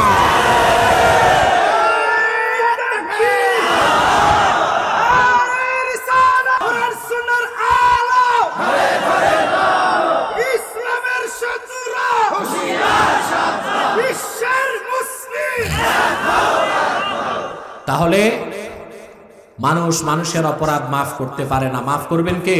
আল্লাহ। জোরে বলেন কে? তওবার মাধ্যমে। কিসের মাধ্যমে? সে তওবার শর্ত কয়টা? জোরে বলেন কয়টা? প্রথমটা কি? অনুশোচনা। আল্লাহর কাছে আত্মসমর্পণ করতে হবে আপনাকে। সুবহানাল্লাহ। মনে রাখবেন মুসলমান, তওবার আত্মসমর্পণ কতক্ষণ? প্রশ্ন আসেন। আপনার বিরুদ্ধে ওয়ারেন্ট জারি হয়ে গেল, পুলিশ অফিসার এসে আপনাকে যদি পায় আপনাকে অ্যারেস্ট করবে, কিন্তু পুলিশ দারোগা আসার আগে যদি আপনি জামিন নিয়ে নেন, আপনাকে পুলিশ অ্যারেস্ট করতে পারবে নাকি? আপনার তওবা কতক্ষণ? মালাকুল মউত আসার আগ পর্যন্ত। মৃত্যুর দারোগা আপনার ওয়ারেন্ট যখন নিয়ে চলে আসবে, দুনিয়ার ওয়ারেন্ট অফিসারকে তো কিছু মাল পানি দিলে বিদায় করা যায়, সমগ্র দুনিয়ার সম্পদ মালাকুল মউতের পায়ে দিলেও 1 সেকেন্ডের জন্য আপনাকে তিনি সময় দিবেন না। দিবেন সময়? মালাকুল মউত আসার আগ পর্যন্ত আপনার জামিন নেবার সুযোগ আছে। আপনি তওবা করেন, যে তওবা কবুল হয়ে যায়, আপনি নিষ্পাপ অবস্থায় বেহেশতে চলে যাবেন। বলেন সুবহানাল্লাহ। প্রথম শর্ত কি? অনুশোচনা, নাদামাত। অতএব আপনারা যারা তওবা করতে চান, তওবা নাসুহা, প্রথম কাজই হচ্ছে আপনাকে রাতের অন্ধকারে আল্লাহর কাছে সাজদায় চলে যান, বিগত দিনের গুনার জন্য আল্লাহর কাছে অনুতপ্ত হয়ে মাফ চাবেন। পারবেন না ইনশাআল্লাহ? একজন মুমিনের চোখের পানির দাম কত জানেন? আপনারা শুনেছেন সহিহ বুখারীর হাদিস, আল্লাহর হাবিব ইরশাদ করেছেন, মা উযাবযাবা লিমা শুরিবা, বান্দা যেই নিয়তে জমজম পান করবে তার সেই নিয়ত পূরণ হবে, যে রোগের জন্য জমজম পান করবে তার সে রোগ চলে যাবে। আল্লাহর আকাশের নিচে জমিনের উপর জমজমের চেয়ে পবিত্র কোনো পানি নাই, কিন্তু আল্লাহর পবিত্র সত্তার কসম করে বলি মুসলমান উম্মতে মুহাম্মাদি, আল্লাহর ভয়তে কিংবা আল্লাহর হাবিব মুহাম্মদ সাল্লাল্লাহু আলাইহি সাল্লামের মহব্বতে যদি এক ফোঁটা চোখের পানি চোখে আনতে পারে, ওই পানির ফোঁটার দাম আমার আল্লাহর কাছে জমজম পানির চেয়েও কোটি গুণ বেশি হয়ে যায়। তওবা করার সময় যদি এক ফোঁটা চোখের পানি আপনার গণ্ডদেশে আসে, তা প্রবাহিত হওয়ার আগে আল্লাহ আপনাকে নিষ্পাপ ঘোষণা করে দিবেন। এটা প্রথম শর্ত। পারবেন? দুই, আপনাকে গুনাহ ছাড়তে হবে। আইয়ুকলিআ আনিল মাসিয়া, ব্যক্তিকে গুনাহ ছেড়ে দেওয়া। কি ছেড়ে দেওয়া? আপনি নামাজ পড়বেন না কিন্তু তওবা করবেন, এটা তওবাই হবে না। কারণ নামাজ তরক করা হচ্ছে সবচেয়ে বড় গুনাহ। এই গুনার মধ্যে থেকে হাজারো তওবা করলে আপনার তওবা কবুল হবে না। তওবা কবুল হবে না। আপনারা এইরকম তওবাই করেন, ঠিক কিনা? এই যে অনেক লোক লাইলাতুল বারাতে দেখা যায় বেনামাজেরা সব মসজিদে ভিড় করে। লাইলাতুল বারাত সহিহ সনদে প্রমাণিত। লাইলাতুল বারাত, শবে বরাত যে বলেন, এই রাতে ইবাদত করা, দিনে রোজা রাখা, এই ব্যাপারে সহিহ সনদে 7টি হাদিস পাওয়া যায়। এবং হাদিসে এসেছে যে লাইলাতুল বারাত, শবে বরাতের রাতে ইবাদত করবে, দিনে রোজা রাখবে, গুফিরা লাহু মা তাকাদ্দামা মিন যামবি, আল্লাহ তার বিগত দিনের গুনাহগুলো মাফ করে দিবেন। কিন্তু শবে বরাত হচ্ছে বোনাস। এটা কি? যার চাকরি নাই তার কি বোনাস আছে? যার বোনাস নাই তার কি পেনশন আছে? আপনারা যারা বেনামাজি, এক ওয়াক্ত নামাজ পড়েন না, শুধু শবে বরাতে রাত জেগে মনে করবেন না চাকরি হয়ে গেছে। আগে 5 ওয়াক্ত নামাজ ধরতে হবে, তারপর বোনাসের আশা করতে হবে। তা আমরা দেখি শহর অঞ্চলে বেশি লাইলাতুল বারাতে এক ওয়াক্ত নামাজ পড়ে নেই সব বেনামাজিরা হালুয়া রুটি খেয়ে আসরের পর মসজিদে ঢুকে সারা রাত নামাজ পড়ে। কয়শো রাকাত উনি জানে। ফজর নামাজ পড়ে বাড়ি যায়, যাওয়ার পর জোহর আসর মাগরিব গেছে, একদিকে এশার আজান হয়, বাজারে যে বল্টু চৌধুরী ক্যারাম বোর্ড খেলে, উনি সারা রাত জাগছে কালকে। এটাই কি সব রাত পালনের উদ্দেশ্য? তওবার দ্বিতীয় শর্ত, আপনাকে গুনাহ ছাড়তে হবে। গুনাহ 3, আইয়াজআমা আল্লাহ ইয়াউদা ফিহা আবাদা, আপনাকে শপথ করতে হবে জিন্দেগিতে আপনি আর গুনার কাজ করবেন না।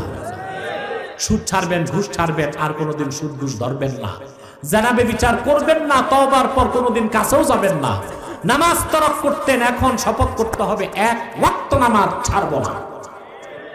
এই 3 শর্ত যদি পূরণ করতে পারেন, আপনার তওবা হয়ে যাবে তওবায়ে সুবহানাল্লাহ বলবেন না? এই তওবায়ে নাসুহা করলে কি পাবেন প্রশ্ন আসে না? কথা বলেন। আল্লাহ বলে দিয়েছেন, আসা রাব্বুকুম আইয়ুকাফিরা আনকুম সাইয়্যাতিকুম ওয়া ইউদখিলাকুম জান্নাতিন তাজরি মিন তাহতিহাল আনহার।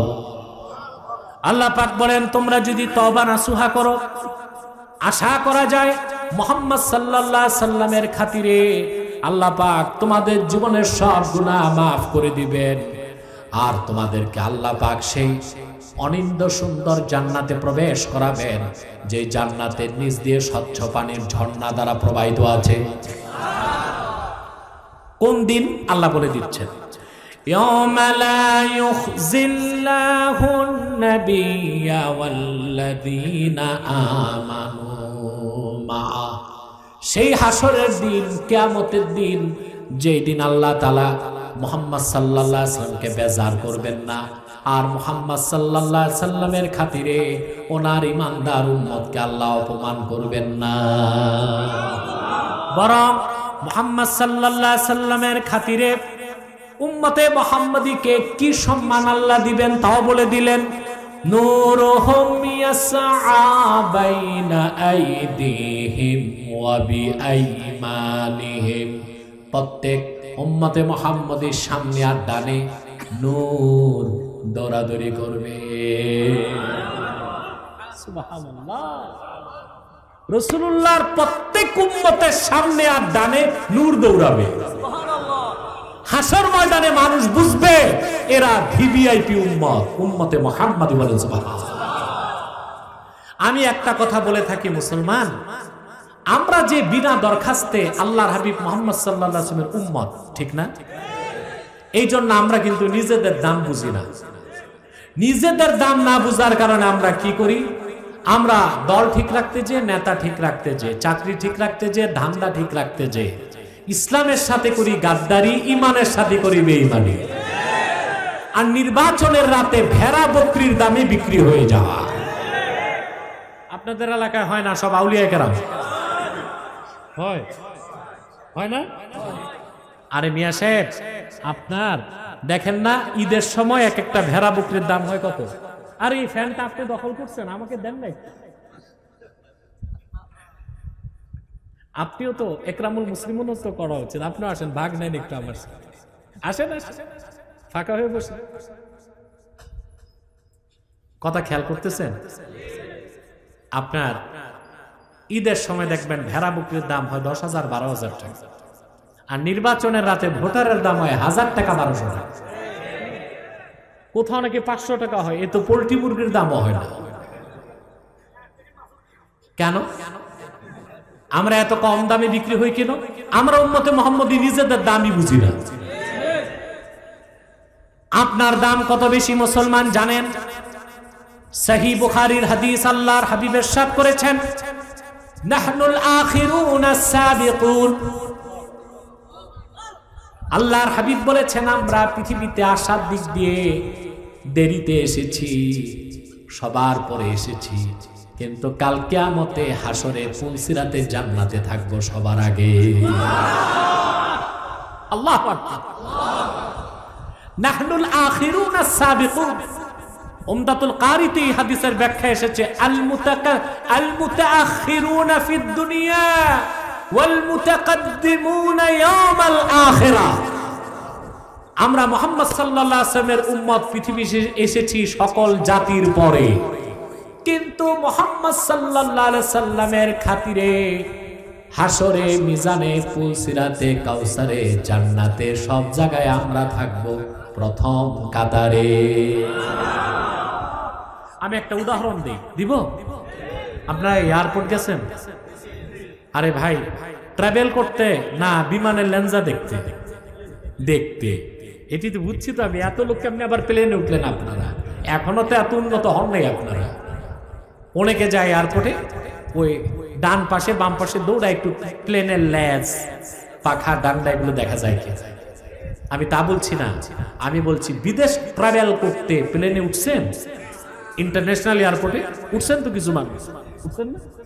ওখানে দেখবেন প্লেনে কিছু ক্যাটাগরি থাকে। কি থাকে? এখন সবার আগে যে যাত্রীরা যায় ওরা ইকোনমিক ক্লাসের, এই গরিব মিসকিন যাত্রী যারা, প্লেনে ওদের সিটগুলো সব পিছনে, এরা ইকোনমিক ক্লাস, বুঝলেন? এরা যায় মোটামুটি 3 ঘন্টা আগে। আর এখন তো করোনা, এখন যেতে হয় 6 ঘন্টা আগে। যে আর কি করবে, করোনা টেস্ট করে এই 6 ঘন্টা বসে থাকে।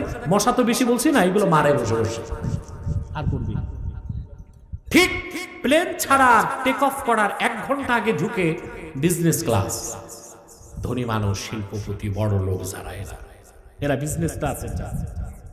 প্লেন টেক অফ করার আধা ঘন্টা 40 মিনিট আগে ঢুকে ভিভিআইপি পার্সন যারা, মন্ত্রী এমপিরা। এখন বলেন তো ভাই, প্লেনের সিঁড়ি যখন প্লেনে লাগলো বা টিউব, তখন উঠবে আগে কারা? ইকোনমিক্স না বিজনেস না ভিআইপি? আসছে সবার পরে, তারপর উঠবে যারা আসছে বিজনেস ক্লাস, তারপর উঠবে তারা সবার আগে যারা আসছে।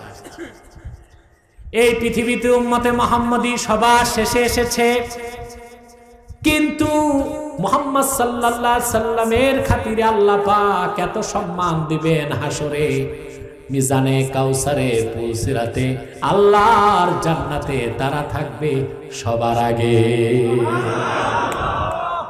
শুধু কি তাই? সেজন্য বলে যাই মুসলমান,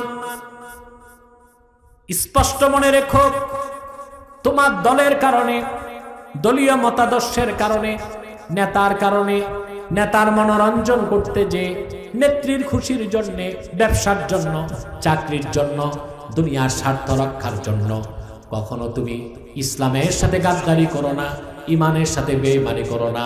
জীবন যাবে, ইমান যেন না যায়। আমাদের দেশে নেতাদের একটা ডায়লগ আছে, ডায়লগটা আমি মানি, তবে আমার দুইটা শব্দ যোগ করতে হবে। আপনার রাজি আছেন? তারা বলে, ব্যক্তির চেয়ে দল বড়, দল থেকে দেশ বড়। আমি দুইটা শব্দ যোগ করি, ব্যক্তির চেয়ে দল বড়, দল থেকে দেশ বড়, দেশ থেকে আমার জান বড়, জান থেকে আমার ঈমান বড়, কোরআন বড়, ইসলাম বড়। ঈমান ও ইসলামের প্রশ্নে কোনো আপোষ নাই, মনে থাকবে। আপনি কোন দলের, আপনি কি শ্বেতাঙ্গ না আপনি কৃষ্ণাঙ্গ, আপনি কি বাঙালি নাকি বাংলাদেশি, আপনি কি আওয়ামী লীগ কি বিএনপি, এই পরিচয় পরকালে থাকবে না। পরকালে একটাই পরিচয় আপনাকে মূল্যায়ন করা হবে, আপনি উম্মতে মুহাম্মদী কিনা, ঠিক কিনা বলেন। এর চেয়ে বড় কোনো পরিচয়, এর চেয়ে বড় কোনো পরিচয়। সময় দেখি 12:30। আল্লাহ, আমি তো খেয়াল করি নাই, 1 ঘন্টা বহু আগে পার হয়ে গেছে। আমার তো ঘড়িও নাই, আমার তো ঘড়িও নাই যে আমি দেখবো। এ মিয়া সাহেব, বুঝছেন কেন 12:22 শুনে বসেন? একটু পড়ি, একটু পড়ি, যে কোনো প্রশ্ন লিখিত দিলে আমি উত্তর দিয়ে দিব ইনশাআল্লাহ। কথা বুঝতেছেন? রাখেন এখন, কথা বুঝতেছেন? খেয়াল করেন কথা। তাহলে আমার মেসেজটা নিয়ে যাবেন তো বাড়িতে। ব্যক্তির চেয়ে দল বড়, দল থেকে দেশ বড়, দেশ থেকে জান বড়, জান থেকে আমার ঈমান বড়, কোরআন বড়, ইসলাম বড়। মনে থাকবে এই মেসেজ, এই বার্তা সঙ্গে করে বাড়ি যেতে হবে। রাজি আছেন? হাসরে আল্লাহ কি সম্মান দিবে দেখেন। আল্লাহ রাব্বুল আলামিন বলেন, নূরুহুম ইয়াসআ বাইনা আইদিহিম ওয়া বিআইমানিহিম। প্রত্যেক উম্মতে মুহাম্মদীর সামনে এবং ডানে নূর দৌড়াদৌড়ি করবে। সুবহানাল্লাহ বলবেন। কেন আল্লাহ নূর দিবেন?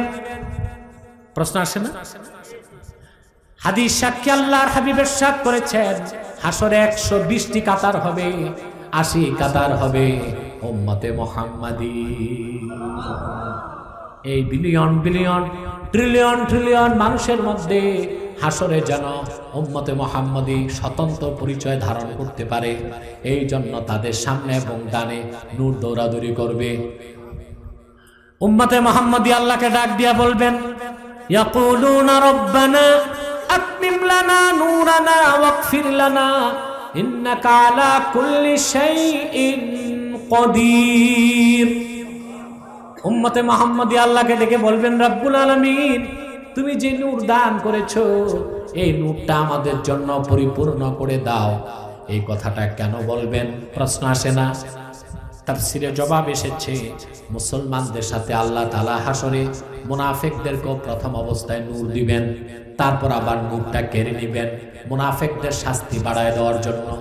মনে করুন আপনি দস্তরখানে বসেছেন, পোলাও, গোশত, কোরমা, ব্রোস্ট এবং রোস্ট আপনি দেখতেছেন আপনাকে দেওয়া হয়েছে, কিন্তু আপনি খাবার আগে প্লেটটা সরাই দিল। এটা না দিলে যা অপমান হইতেন, দিয়া যে নিল, অপমান বাড়লো না? এই জন্য মুনাফিকদেরকেও হাসরে কি দেওয়া হবে? প্রথম অবস্থায় নূর দেওয়া হবে, পরবর্তীতে নূরগুলো আল্লাহ কেড়ে নিবেন চরম অপমান করতে। মুসলমানরা তখন ভয় পেয়ে যাবে যে আমাদের নূর যদি আল্লাহ কেড়ে নেন, তারা চিৎকার দিয়ে বলবে, আতমিম লানা নূরানা ওয়াগফির লানা, আয় আল্লাহ, এই নূরটা কাইরা নিও না, এটা সাথে দাও, পরিপূর্ণ করে দাও, মাফ করে দাও। আল্লাহর পক্ষ থেকে আওয়াজ আসবে, উম্মতে মুহাম্মাদী ভয় পেও না, এই নূর তোমাদের সঙ্গেই থাকবে, পুলসিরাতে এই নূর তোমাদেরকে পথ দেখাবে। তোমরা জান্নাতে প্রবেশ করার পর নূরটা জান্নাতে মিশে যাবে।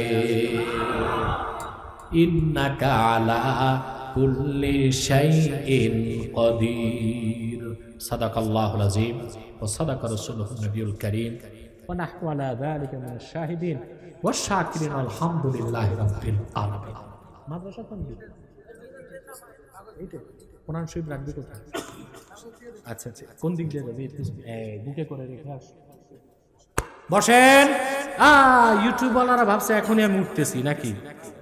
একটু একটু এগুলো সব তোমার কাছে জমা রাখো, প্রশ্নগুলো আমি উত্তর দিচ্ছি। 10 মিনিটে হলে উত্তরগুলো দিয়ে দিব ইনশাআল্লাহ। আর ক্লান্ত দেখতেছি। সম্মানিত সুধী, আপনারা খুব কষ্ট করেছেন, আমি আর আপনাদের কষ্ট দিচ্ছি না। আমি আপনাদেরকে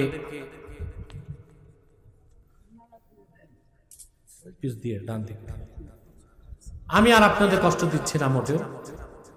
আপনারা জানেন আজকের প্রোগ্রামটা তাহরিকে খাতমে নবুয়ত বাংলাদেশের ব্যানারে, ঠিক কিনা? আমাদের প্রিয় সংগঠন তাহরিকে খাতমে নবুয়ত বাংলাদেশ সারা দেশব্যাপী খাতমে নবুয়তের আন্দোলন করে যাচ্ছে। আমি তোমাদেরকে বলছি, যুবকরা, এই লেখালেখি বন্ধ করো, এখন সময় দিব আমি, সময় একটু চুপচাপ বসো। খাতমে নবুয়তের আন্দোলন আমাদের সংগঠন সারা দেশব্যাপী করে যাচ্ছে। এখন প্রশ্ন হচ্ছে, আপনাদেরকে কেন কমিটি দিলাম মাগুরাবাসীকে? প্রশ্ন আসে না? তার প্রথম জবাব, খাতমে নবুয়তের আন্দোলন সবচেয়ে বড় আন্দোলন, খাতমে নবুয়তের জিহাদ সবচেয়ে বড় জিহাদ। এর চেয়ে বড় জিহাদ নাই, এর চেয়ে বড় আন্দোলন। বিষয়টা সহজে বুঝাই দিচ্ছে। আল্লাহ এক, আল্লাহর একত্বে কারো শরীক নাই। আল্লাহর একত্বে কারো শরীক। এখন কেউ যদি কালেমা পড়ে বা মুসলমান হয়, কিন্তু যদি আল্লাহ এক, আল্লাহকে বিশ্বাস করলো কিন্তু আল্লাহ এক এটা বিশ্বাস করলো না, সে মুসলিম না কাফের? শুধু কাফের না, নিকৃষ্ট মুশরিক। ঠিক সেভাবে মুহাম্মদ সাল্লাল্লাহু আলাইহি সাল্লাম আল্লাহর সর্বশ্রেষ্ঠ ও সর্বশেষ নবী ও রাসূল। কেউ যদি মুহাম্মদ সাল্লাল্লাহু আলাইহি সাল্লামকে আল্লাহর রাসূল বলে বিশ্বাস করে কিন্তু তিনি আল্লাহর সর্বশেষ নবী ও রাসূল এটা বিশ্বাস না করে, সে কি মুসলমান হবে? না, সে কুখ্যাত কাফের। ওদিক ঘুরে বসো জনগণের দিকে। তাকে যারা কাফের বলবে না তারাও কাফের। কথা বুঝতে পারছেন? আল্লাহ এক, ওনার জাত ও সিফাতে কারো শরীক নেই, আল্লাহর একত্বে কারো শরীক নেই, তিনি এক ও একক। এই বিশ্বাসটার নাম আকীদাতুত তাওহীদ। আকীদাতুত তাওহীদ, আল্লাহর ইবাদতে কাউকে শরীক করা যাবে না, এটা আকীদাতুত তাওহীদ। ঠিক মুহাম্মদ সাল্লাল্লাহু আলাইহি ওয়াসাল্লামকে আল্লাহ তাআলা ১৫০০ বছর আগে প্রেরণ করে নবুয়ত ও রিসালাতের দরজা চিরতরে বন্ধ করে দিয়েছেন। ওনার পরে আজ অবধি কোন প্রকারই নবী কিংবা রাসূল আসে নাই, এখনো নাই, কিয়ামত পর্যন্ত আসবে না। এই আকীদার নাম আকীদা খাতমে নবুয়ত। আর এই আকীদা যার বিশ্বাস থাকবে না এই আকীদায়, সে মুসলিম না কাফের? এই রকম কাফের বাংলাদেশে আছে না নাই? তাদেরকে নির্মূল করে তাদের চক্রান্ত থেকে দেশ ও জাতিকে রক্ষা করার জন্যই তাহরিকে খাতমে নবুয়ত বাংলাদেশ কাজ করে যাচ্ছে। এখন বলেন, এই সংগঠনে আপনাদের কাজ করার দরকার আছে না নাই? আসেন এবার। আমি একটু আগে বললাম যে খাতমে নবুয়তের আন্দোলন সবচেয়ে বড় আন্দোলন, খাতমে নবুয়তের জিহাদ সবচেয়ে বড় জিহাদ। প্রশ্ন আসে না কেন? আপনি অবাক হবেন, আমি গবেষণা করে দেখেছি এবং সকল গবেষক একমত। আল্লাহ রাসূল নবীজি মুহাম্মদ সাল্লাল্লাহু আলাইহি ওয়াসাল্লামের নূরের জমানায় ১৫০০ বছর আগে মদিনা মুনাওয়ারার 10 বছরে মোট জিহাদ হয়েছে ৮০টার মতো প্রায়। তার মধ্যে অনেক ভাগ আছিল জিহাদে, গাজওয়া, সারিয়া, জুয়ুস এবং বুউস সব মিলিয়ে মোট ৮০টার মতো। আপনি অবাক হবেন, রাসূল করিম সাল্লাল্লাহু আলাইহি ওয়াসাল্লামের নূরের জমানায় ১৫০০ বছর আগে মোট ৮০টির মতো জিহাদে মাত্র ১০১৮ জন মানুষ নিহত হয়েছিল। মাত্র 10 বছরে কতজন? ১০০০। এর মধ্যে মুমিনও ছিল, কাফিরও ছিল। কিন্তু মুসলমান, আপনি অবাক পেয়ে যাবেন, আবু বকর সিদ্দিক রাদিয়াল্লাহু তাআলা আনহুর জামানায় ইয়ামানের ইয়ামামায় এক কুখ্যাত শয়তান নবুয়ত দাবি করছিল। ওই শয়তানটার নাম ছিল মুসাইলামাতুল কাজ্জাব। মুসাইলামাতুল কাজ্জাব এই জাহান্নামের কুকুরটাকে হত্যা করতে আবু বকর সিদ্দিক রাদিয়াল্লাহু তাআলা আনহু ৩০,০০০ সৈন্য পাঠালেন। সেনাপ্রধান ছিলেন খালেদ সাইফুল্লাহ। কে ছিলেন? মুসলমান ভালো করে খেয়াল করেন, মিথ্যা নবুয়তের দাবিদার মুসাইলামাকে নির্মূল করতে যে একদিনের যুদ্ধে ২৪০০ সাহাবী শাহাদাত বরণ করছে। কত? যেখানে ১০ বছরে মোট মানুষ নিহত হয়েছে ১০১৮ জন।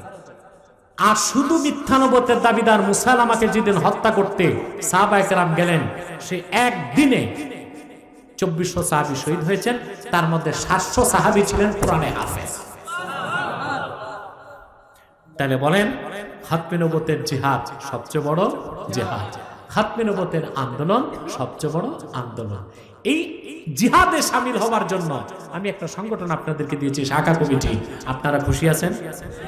শুধু খুশি থাকবেন না কাজ করবেন? আমার সংগঠনে কাজ করতে একটাই সূত্র, মাসলাক যার যার, ইসলাম সবার।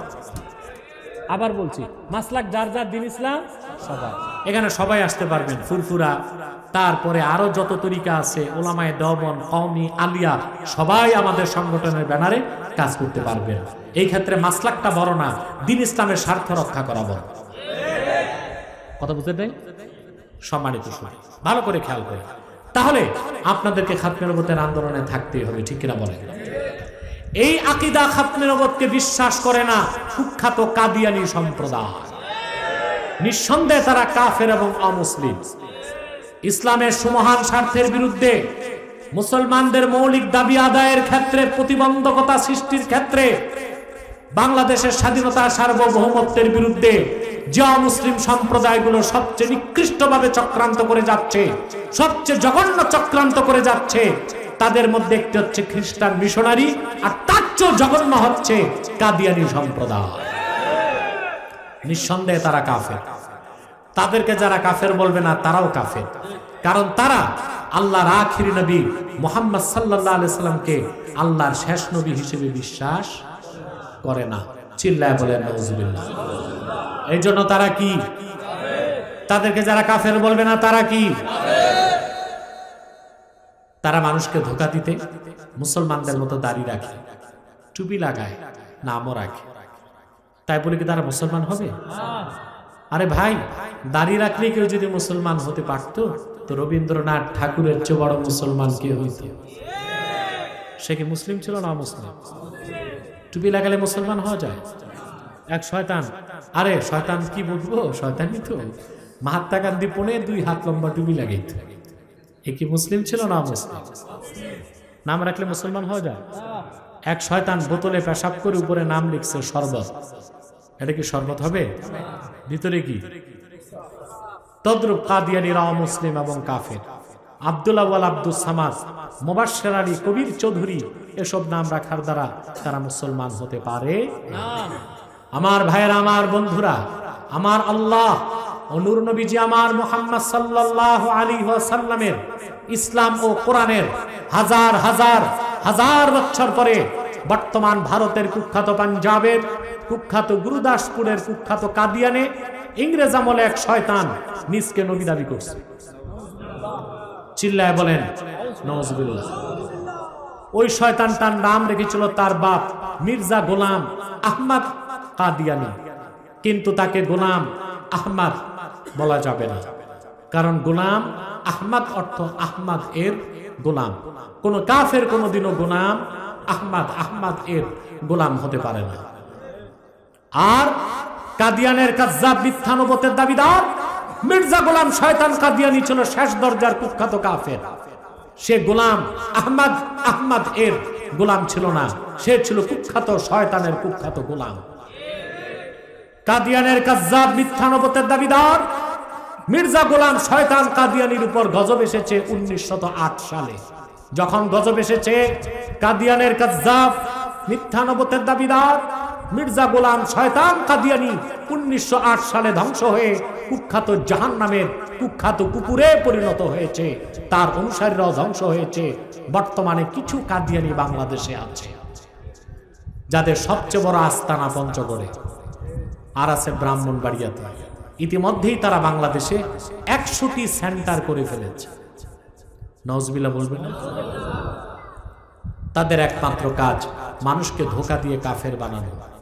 তাদের আকীদা 1857 সালে কোরআন শরীফ বাজেয়াপ্ত হয়ে গেছে। নওজবিল্লাহ।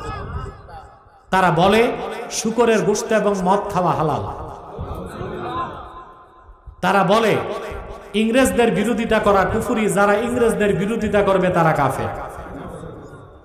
নিঃসন্দেহে ইহুদি খ্রিস্টানের জঘন্য কাফের হচ্ছে কাদিয়ানি সম্প্রদায়। তারা ইসলামের শত্রু, মুসলমানের শত্রু, বাংলাদেশের স্বাধীনতার শত্রু। তারা নিজেদের মিথ্যা পরিচয় দিয়ে নাম পরিবর্তন করে করে মিথ্যা পরিচয় দেয়। কখনো নিজেদের পরিচয় দেয় আহমদি জামাত, কখনো বলে আহমদিয়া জামাত, কখনো বলে আহমদি সম্প্রদায়, কখনো বলে আহমদিয়া সম্প্রদায়, কখনো বলে আহমদি মুসলিম জামাত, কখনো বলে আহমদিয়া মুসলিম জামাত। সাবধান, যত কাদিয়ানি ছিল আছে থাকবে, তারা কেউ আহমদি জামাত নয়, আহমদিয়া জামাত নয়, আহমদি সম্প্রদায় নয়, আহমদিয়া সম্প্রদায় নয়, আহমদি মুসলিম জামাত নয়, আহমদিয়া মুসলিম জামাত নয়। তারা শয়তানি জামাত, কুখ্যাত জাহান্নামের কুখ্যাত কুকুরের দল। আমাদের সকল দলের একটাই দাবি, অনতিবিলম্বে স্বাধীন বাংলায় শয়তান কাদিয়ানীদেরকে রাষ্ট্রীয়ভাবে অমুসলিম ঘোষণা করতেই হবে, করতেই হবে, করতেই হবে। এই দাবি আদায়ে যদি তাহরিকে খাতমে নবুওয়াত বাংলাদেশের ব্যানারে দাগ আসে, জানমাল নিয়ে কারা কারা প্রস্তুত আছেন হাত তুলে দেখা।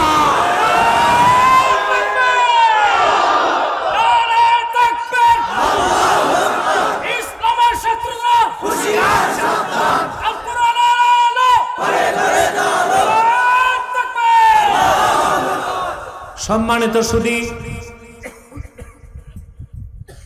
কাদিয়ানীদেরকে অর্থনৈতিক সহযোগিতা করবেন না।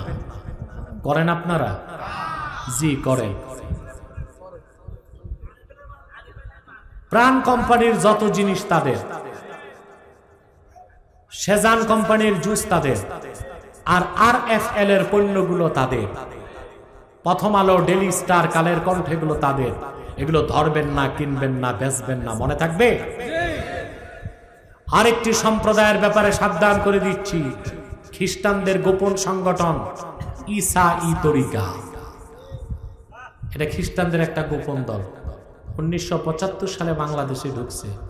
শুনলে কষ্ট পাবেন, এই পর্যন্ত বাংলাদেশে 9.5 লক্ষ মানুষকে খ্রিস্টান বানায় ফেলছে। এরা মারাত্মক থাবা বিস্তার করেছে আপনাদের কুষ্টিয়াতে, শান্তিডাঙ্গায়। আমি এসেছিলাম 16 সালে, 4 বছর আগে এসেছিলাম। একসাথে 22টি পরিবারকে খ্রিস্টান বানায় ফেলছে। অনেকগুলো পরিবার ফিরে এসেছে। খ্রিস্টানদের নেতা যে ছিল, সে আগে ছিল মুসলিম, তার নাম ছিল নজির আহমদ। সে লামাজহাবি ছিল, পরবর্তীতে সে খ্রিস্টান হয়ে গেছে। আমি এসেছিলাম, সে আমার সাথে 2.5-3 ঘন্টা বিতর্ক করেছিল। মাজিদুল ছিল না? মাজিদুল আমার সাথে ছিল। আলহামদুলিল্লাহ 2.5 ঘন্টা পরে সে মস্তক নত করে তাদের কুফরি ও ভুল ভ্রান্তিকে মেনে নিয়েছে। শুনেছি গত বছর সে নাকি আবার মুসলিম হয়েছে, আমি জানি। সারা দেশ এই ঈসাই তরিকা খ্রিস্টান ধর্মের কাজ প্রচার করছে। মানুষকে ফর্মভুক্ত করে বলে তুমি মুসলমান, তবে ঈসার উম্মত মুসলমান। ঈসার উম্মত মুসলমান না খ্রিস্টান? এবং আপনি শিহরে উঠবেন তথ্য শুনলে। অনেক আলেমকে তারা তাদের সদস্য বানায় ফেলছে। আপনাদের আমি নাম বলবো না, মাগুরা, কুষ্টিয়া, রাজবাড়ী না, হ্যাঁ রাজবাড়ী, কুষ্টিয়া, মাগুরা, এই বেল্টে একটি ফাজেল মাদ্রাসার প্রিন্সিপালকে তারা খ্রিস্টান বানিয়েছে। এক পীর ছিল খাজা খবিরউদ্দিন চিশতি নাম, কুষ্টিয়া এলাকায়। ওই লোকটা 11 বছর আগ থেকে খ্রিস্টান ধর্ম গ্রহণ করে খ্রিস্ট ধর্ম প্রচার করছে তার মুরিদদের মধ্যে। ঘুমে আছেন মুসলমান, ঘুমায় আছেন, কোনো খোঁজ নাই আপনাদের, কোনো খোঁজ না। এভাবে এই ঈসাই তরিকা কাজ করে যাচ্ছে, অথবা তাদের ব্যাপারে আপনাদের সতর্ক হতে হবে। এই গ্রুপের লোকজন পেলেই কিছু সিন্নি টিন্নি দিয়া পুলিশের হাতে তুলে দিবেন। পারবেন না ইনশাআল্লাহ? আরেকটি বাতিল ফিতনার কথা না বললেই নয়, হিজবুত তাওহীদ এক মারাত্মক, ক্যান্সারের চেয়েও মারাত্মক রোগ এটা। এটা যুবকদেরকে ধ্বংস করে দিচ্ছে। হিজবুত তাওহীদ এদের আকীদা দজ্জাল বলতে কিছু নাই। আমেরিকায় দজ্জাল। দজ্জাল কি রাষ্ট্র না ব্যক্তি? তারপর বলে ঈসা যে আকাশ থেকে নামবে, এটা মিথ্যা। আপনারা জানেন ঈসা আকাশ থেকে নামবে, এটা বিশ্বাস না করলে ঈমান থাকবে? তারপর তারা বলে নামাজ হচ্ছে ব্যায়াম, ওযু থাকলেও নামাজ হবে, ওযু ছাড়াও নামাজ হবে। জঘন্য যে কথাটা বলে বিশ্ববিদ্যালয়ের ছাত্রদের হাইজেক করতেছে, এটা হচ্ছে তারা বলে যুবক যুবতী যদি সম্মত হয় বিয়ে ছাড়াও ফিজিক্যাল রিলেশন করতে পারবে। আমার বুঝে আসে না এই ইসরায়েলি সংগঠনটা কেন নিষিদ্ধ হচ্ছে না। করতেই হবে। রাষ্ট্রীয়ভাবে না করলে মুসলমান তখন হাতে দায়িত্ব নেবে কিভাবে হিজবুত তাওহীদকে শায়েস্তা করতে হবে। কথাগুলো মনে থাকবে? আর আমি কষ্ট দিচ্ছি না। আমি পাগড়ি দিব মুনাজাতের আগে। আর একটা মাদ্রাসার আমি শাখা দিয়েছি, এখানে মোস্তফা কামালকে দায়িত্ব দিয়েছি। তুমি ব্যানারটা খুলো, জনগণ দেখুন। আপনারা দেখেছেন আমাদের মুবাল্লিগগণ, বিশেষ করে আমার স্নেহধন্য মাওলানা এনামুল হক আজাদী কত সুন্দর বক্তব্য রেখেছে। আমাদের প্রতিষ্ঠান থেকে দেশব্যাপী মুবাল্লিগ এবং বিভিন্ন মানুষ দায়ী আল্লাহ তৈরি হচ্ছে। এই প্রতিষ্ঠানটির আমি অনুমতি দিয়েছি, মুস্তাফা কামালকে দায়িত্ব দিয়েছি। প্রতিষ্ঠানটির সাথে আপনারা জড়িত থাকবেন। পারবেন না ইনশাআল্লাহ? আল্লাহ কবুল করুক, মঞ্জুর করুক, বলুন আল্লাহ আমিন। এখন আমি 4 জন ছেলেকে পাগড়ি দিচ্ছি, তারপর আমি প্রশ্ন উত্তর দিয়ে মুনাজাত করছি। আপনারা নড়াচড়া করবেন না। ছাত্রদের নিয়ে আস, এখানেই থাক, এখানে।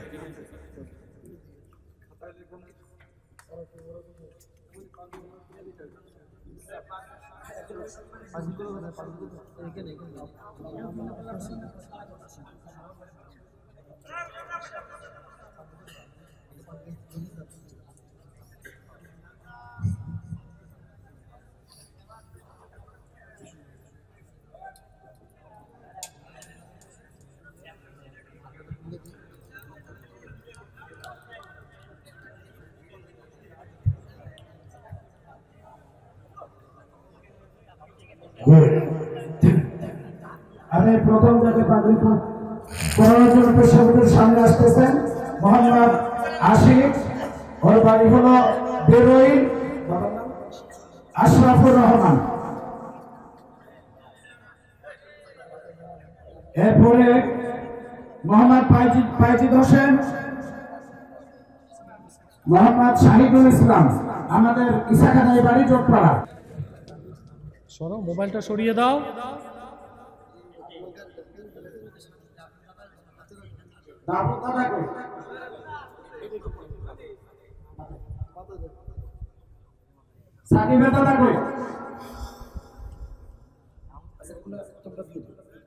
সম্মানিত সুধী, আমরা প্রশ্ন পর্বে চলে আসলাম। এক ভাই প্রশ্ন করেছেন, আমি একজন মুসলিম, আমি একটা হিন্দু মেয়েকে বিয়ে করেছি, সে নিজে ইচ্ছায় মুসলমান হয়েছে। এখন আমি ওয়াজ শুনতে এসেছি, তাই এখানকার মানুষ কটাক্ষ করছে, এখন আমার করণীয় কি? দেখুন, যে মুসলমানরা আপনাকে কটাক্ষ করছে তারা নিজেরাও মনে হয় ভালো মুসলমান হয় না। আর একটি মেয়ে হিন্দু থেকে ইসলাম কবুল করেছে, এটা একটা ভালো বিষয়, ঠিক না? আর সে যদি একেবারে অন্তর থেকে ইসলামকে কবুল করে থাকে, তা হাদিস মোতাবেক বলা যায় সে নিষ্পাপ হয়ে গেছে। কারণ একজন ব্যক্তি মুসলমান হলে তার বিগত গুনাহ সব আল্লাহ মোচন করে দেন। যারা কটাক্ষ করেছেন এই গর্হিত কাজটি করবেন না। এক ভাই প্রশ্ন করেছেন, হুজুর আল্লাহ আল্লাহ বলিয়া জিকির করা কোরআন হাদিসের দলিল আছে কিনা? জি আছে তো। দলিল কোরআন শরীফ থেকে তো একটাই যথেষ্ট। কথা বলেন। আল্লাহ তাআলা কোরআন কারিমে বলেছেন, এই তোমরা কি করছো ইউটিউবার? এটা কি?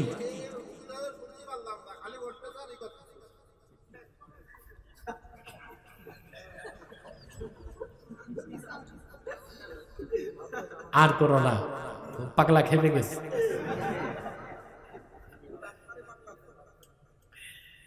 এ কি আবালপুরের নাকি? তো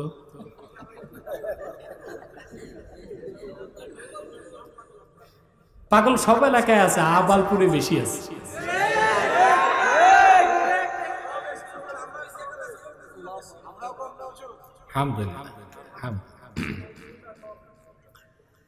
আল্লাহ আল্লাহ বলিয়া জিকির করা কোরআন হাদিসের দলিল আছে কিনা? সুন্দর প্রশ্ন। আল্লাহ তাআলা কোরআন কারীমে বলেছেন ফাসকুরিসমা রাব্বিক, খেয়াল করে, আপনার রবের নামের জিকির করুন। এখন আপনারা বলেন আমার আপনার রবের সবচেয়ে বড় নাম কি? তা আল্লাহর হুকুম মানতে গেলে আল্লাহ আল্লাহ জিকির করতে হয় কিনা? আর দলিল লাগবে? আর দলিল লাগবে? এক ভাই প্রশ্ন করেছেন, না এটা তো আমার মহান আল্লাহর নাম লেখার জন্য পকেটে রাখছি, এরা যদি সম্মান না করে এটা কেন? তোমরা সবকিছুই দেখো না, ভালো দেখার উদ্দেশ্য যদি হয় শিখা তা আরো ভালো। আরবিতে নামাজের যে মৌখিক নিয়ত করা হয় তার প্রয়োজনীয়তা আছে কি? জি, প্রয়োজনীয়তা আছে, তবে এটা মুস্তাহাব। মৌখিক নিয়তটা কি? প্রায় 16 থেকে 17টি ফাতোয়ার কিতাবে এসেছে মুস্তাহাব। মুস্তাহাবটা এখন কেউ বলতে পারে যে হাদিসে আছে কিনা মৌখিক নিয়তের কথা। দেখুন, প্রত্যেক নামাজের নিয়ত অন্তরে করা ফরজ। অন্তরে করা কি? এতে কারো কোনো মতভেদ নাই, কিন্তু গদবাদে যে নিয়তটা আমরা বলি এটা করা মুস্তাহাব। বলবেন হাদিসে আছে কি? না, হাদিসে সরাসরি নাই, তাহলে মুস্তাহাব কেমন করে হলো? প্রশ্ন আসে না? মিশকাতের সরা মেরকাতে এসেছে আল্লাহ রাসূল নবীজি মুহাম্মদ সাল্লাল্লাহু আলাইহি সাল্লাম ১৫০০ বছর আগে মোট ৩০,০০০ ওয়াক্ত নামাজ পড়েছেন। কখনোই রাসূল করিম সাল্লাল্লাহু আলাইহি সাল্লাম মৌখিক নিয়ত করেন নাই, করতে বলেন নাই, কোন সাহাবীও করেন নাই, তাবিঈনও করেন নাই, কিন্তু মুস্তাহাব কেন? এর জবাবে ফতোয়ার কিতাবগুলোতে এসেছে, বিশেষ করে ইবনে আবিদিন শামী বলেছেন যে মৌখিক নিয়তকে বলা হয়েছে মুস্তাহাব। কি বলা হয়েছে? লিআন্নাহু ইস্তাহাব্বাহুল উলামা, কারণ উম্মতে মুহাম্মাদীর আলেমগণ এটাকে ভালো মনে করছেন, পছন্দ করছেন, এই জন্য এটা মুস্তাহাবের দরজা লাভ করেছে।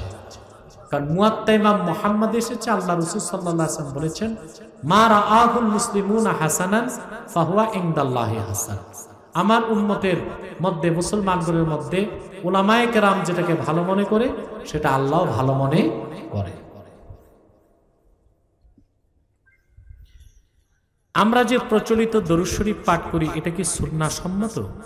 দেখুন, আপনি যে কোনো শব্দে যদি শব্দটা আল্লাহ ও তার রাসূল সাল্লাল্লাহু আলাইহি ওয়াসাল্লামের শানে খাটে, এইরকম উত্তম ও উচ্চাঙ্গের শব্দ দিয়ে রাসূল করিম সাল্লাল্লাহু আলাইহি ওয়াসাল্লামের কদমে দরুদ শরীফ পাঠাতে পারবেন, তাতে কোনো সমস্যা নাই।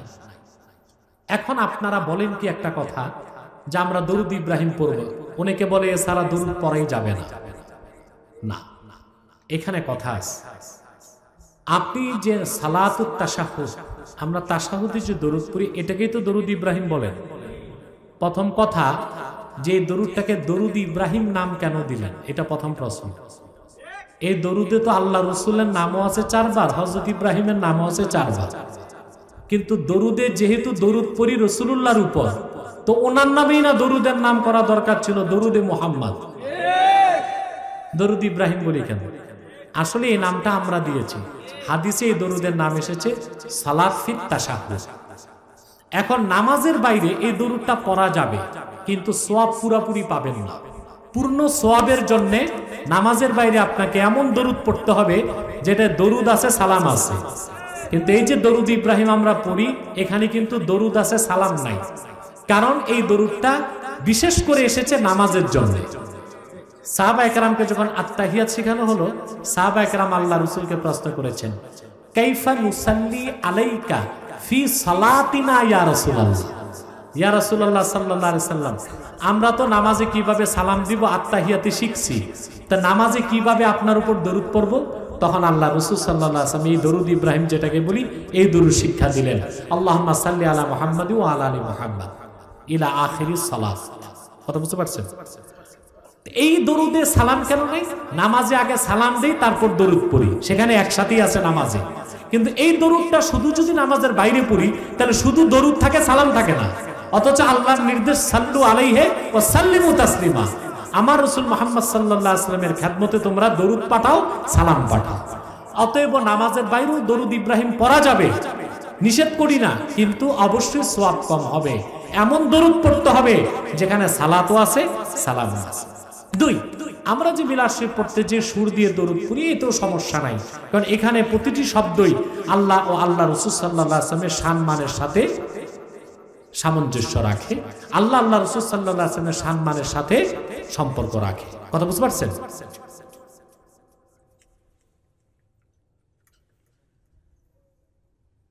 আমরা একটি হাদিস থেকে জানি সাজদার মধ্যে দোয়া কবুল হয়। আমার প্রশ্ন, আমরা বাংলাদেশি মানুষ নামাজে সাজদায় বাংলায় দোয়া করতে পারবো কিনা? ফরজ নামাজে পারবেন না, যে সালাতুল হাজাত নফল বা তাহাজ্জুদ নামাজ পড়েন তো তখন সাজদায় যে যদি মনে আবেগ ধরতে না পারেন তো বাংলাতে কিছু বইলেন দোয়া, সমস্যা নেই। মেলামাইনের প্লেট ব্যবহার করা যায় কি? মেলামাইন কি দিয়ে বানায় আমি তো জানি না, হাড় হাড্ডি দিয়ে। আচ্ছা, মানুষের না, মানুষের হাড় দিয়ে বানালে বা দেখুন বুখারী শরীফে হাদিস পাওয়া যায় যে সাহাবায়ে কেরাম হাতির দাঁত দিয়ে চিরুনি বানায়া ব্যবহার করতেন, হাতির দাঁতের দিয়ে তেল নিয়ে ব্যবহার করতেন। তে সাহাবায়ে কেরাম জায়েজ মনে করি তো ব্যবহার করতেন। সেজন্য পশুর হাড় শুধু শূকরের হাড় ছাড়া অন্য যে কোনো পশুর হাড় ধৌত করে যদি প্লেট বানানো হয় সেটা আপনি ব্যবহার করতে পারবেন, তাতে সমস্যা নেই। যারা সুদের সাথে জড়িত যেমন কিস্তি, তাদের দেওয়ার জন্য কোনো জিনিস নেওয়া যাবে কিনা এবং কিছু খাওয়া যাবে কিনা আপনি যদি জানেন কোনো ব্যক্তির পুরা টাকাটাই সুদের, তাহলে কোনো অবস্থায় তার কিছু নেওয়া আপনার উচিত হবে না। আর যদি তার টাকাটাই থাকে মিক্স, হালাল টাকাও আছে সুদের টাকাও আছে, তখন সে যদি আপনাকে মেহমানদারি করতে চায়, তাকওয়া হচ্ছে তার মেহমানদারি গ্রহণ না করা, আর ফাতোয়া হচ্ছে আপনি যদি গ্রহণ করেন আপনি নিয়ত করে নেবেন যে হালাল টাকার অংশ থেকে আপনি গ্রহণ করছেন। কথা বুঝতে পারছেন? কবরের আযাব, হুজুর মৃত্যুর পরে রুহুটা ইল্লিন ও সিজ্জিনে নিয়ে যাবে, তবে আযাব হবে কিসের উপর? সুন্দর প্রশ্ন করেছেন। ইল্লিন হচ্ছে বেহেশতের একটা জায়গা, আর সিজ্জিন হচ্ছে জাহান্নামের একটা জায়গা। শারহু আকায়েদে নাসাফের ব্যাখ্যা গ্রন্থ নিব্রাসে লেখক লিখেছেন যে কবরে যখন আযাব দেওয়া হবে তখন দেহটা কবরেই থাকবে, বুঝলেন, কিন্তু বৎকারের রুহের সাথে তার কবরে যে দেহ বৎকারের সেটা সম্পর্ক করে দেওয়া হবে। এই জন্য আযাব দিলে আযাবটা মূলত তার রুহু উপভোগ করবে। আর নেককারকে যখন সুখ শান্তি কবরে দেওয়া হবে, নেককারের রুহের সাথে ইল্লিনে তার রুহের সম্পর্ক করে দেওয়া হবে নেককারের দেহের সাথে, তখন তার নাজ নেয়ামত সবকিছু রুহুটাই মূলত উপভোগ করবে। কথা বুঝতে পারছেন?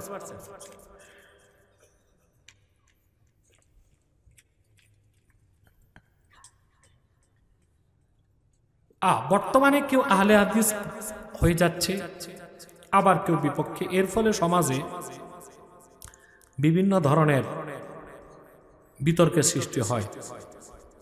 আহলে হাদিসটা মূলত কি, এটা তো একটা স্বতন্ত্র আলোচনার বিষয় ছিল। এখন যারা নিজেদেরকে আহলে হাদিস দাবি করছে এরা কেউ আহলে হাদিস নয়, এরা মূলত লামাযহাবী, এদের কোনো মাযহাব নেই। তাই আহলে হাদিস কারা? আহলে হাদিস তারা ছিলেন বুখারী, মুসলিম, তিরমিজি, নাসাই, ইবনে মাজাহ, আবু দাউদ, মহান হাদিসের ইমামগণ আহলে হাদিস ছিলেন। তাদেরকে আহলে হাদিস এই জন্য বলা হয়েছে তাদউইনে হাদিস, হাদিসের জারহা ওয়া তা'দীল, তারপরে রুআতুল আহওয়ালুর রুয়াত, আসমাউর রিজাল, এই কাজগুলো তারা করেছেন, বুঝলেন। আসমাউর রিজালের কিতাব তারা লিখেছেন, হাদিস কোনটা সহিহ, কোনটা গরীব, কোনটা যঈফ এটা তারা নির্ণয় করেছেন, হাদিসের কিতাব সংকলন করেছেন, হাদিসের তাখরিজ বের করেছেন, তাদেরকে বলা হতো আহলে হাদিস। আরে মিয়া কথা বুঝুনি?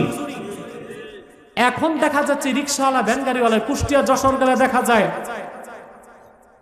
বেগুন বিক্রি করতেছে, হে বলে আমি আহলে হাদিস, হে তো ভালো মতো হাদিস পড়তেই পারবে না। কথা বুঝেন না? হ্যাঁ, বাংলাতেও যদি দেওয়া হয় হাদিস শরীফ পড়তে বানান করে পড়তে পারবে না। তো কোথায় সেই আহলে হাদিস, কোথায় এই আহলে হাদিস? এটা বিষয়টা কেমন হলো বলি। প্লেন যারা চালায় তাদেরকে বলা হয় পাইলট, আবার আমাদের নারায়ণগঞ্জে যারা রিক্সা চালায় ওদেরকেও বলা হয় এই পাইলট এদিকে আসে। এখন প্লেনের পাইলট আর রিক্সার পাইলট কি এক হলো? তো যাদেরকে আহলে হাদিস বলা হয়েছে কিতাবে, তারা ছিলেন সেই সব মহান ইমাম ও মুজতাহিদ যারা আসমাউর রিজালের কিতাব লিখছেন, হাজার হাজার হাদিস সনদ সহ মুখস্থ করছেন। তারপর প্রতিটা হাদিসের গার্জ, ইল্লাত, সনদ, মতন তারা জানতেন। কোনটা সহিহ, কোনটা গরীব, কোনটা জয়ীফ, কোনটা মওযু, এটা তারা নির্ণয় করতে পারতেন। তারপর আবার দার্সে হাদিস শিখাতেন, পড়াতেন এবং হাদিস থেকে মাসালা বের করতে পারতেন। তাদের আহলে হাদিস বলা হয়েছে। সেই আহলে হাদিস আর ইমাম মাযহাবী এক বিষয়। এটা হচ্ছে প্রথম কথা। আর দ্বিতীয় হচ্ছে, এখন যারা আহলে হাদিস দাবি করছেন এই ভাইরা কোনো মাযহাব মানেন না, অথচ মাযহাব মানা, যে কোনো একটি মাযহাব মানা হচ্ছে ওয়াজিব। একটা মাযহাব মানা কি? আল্লাহ তাআলা বলেছেন আতিউল্লাহ ওয়া আতিউর রাসূল ওয়া উলিল আমরি মিনকুম। এই উলিল আমরের ব্যাখ্যায় আতা ইবনে রাবাহ লিখেছেন উলিল ইলমি ওয়াল ফিকহ, তিনি তাবী ছিলেন। অর্থাৎ আল্লাহ তাআলা বলেছেন আল্লাহর আনুগত্য করো, মুহাম্মদ সাল্লাল্লাহু আলাইহি ওয়াসাল্লামের আনুগত্য করো, এবং মুহাম্মদ সাল্লাল্লাহু আলাইহি ওয়াসাল্লামের উম্মতের মধ্যে যারা ইলম ও ফিকহের ধারক তাদের আনুগত্য করো। এই অংশের ব্যাখ্যায় সমস্ত মুহাদ্দিস ইমামগণ একমত, যে কোনো একটি নির্ধারিত মাযহাবের অনুসরণ করা মুকাল্লিদদের জন্য ওয়াজিব। মুকাল্লিদদের জন্য কি?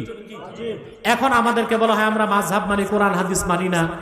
না, আমরা আবু হানিফার ব্যক্তিগত অনুসরণ করি না, তার ব্যাখ্যাটা নেই, তার উসুলটা নেই। আমরা কোরআন হাদিস মোতাবেকই চলি, ব্যাখ্যাটা আবু হানিফা থেকে নেই। তা আবু হানিফার ব্যাখ্যা নিলে মাযহাব বানার কারণে আমরা বেদাতি হয়ে যাই। তো তোমরা আহলে হাদিস ভাইরা ইবনে তাইমিয়ার ব্যাখ্যা কেন নাও?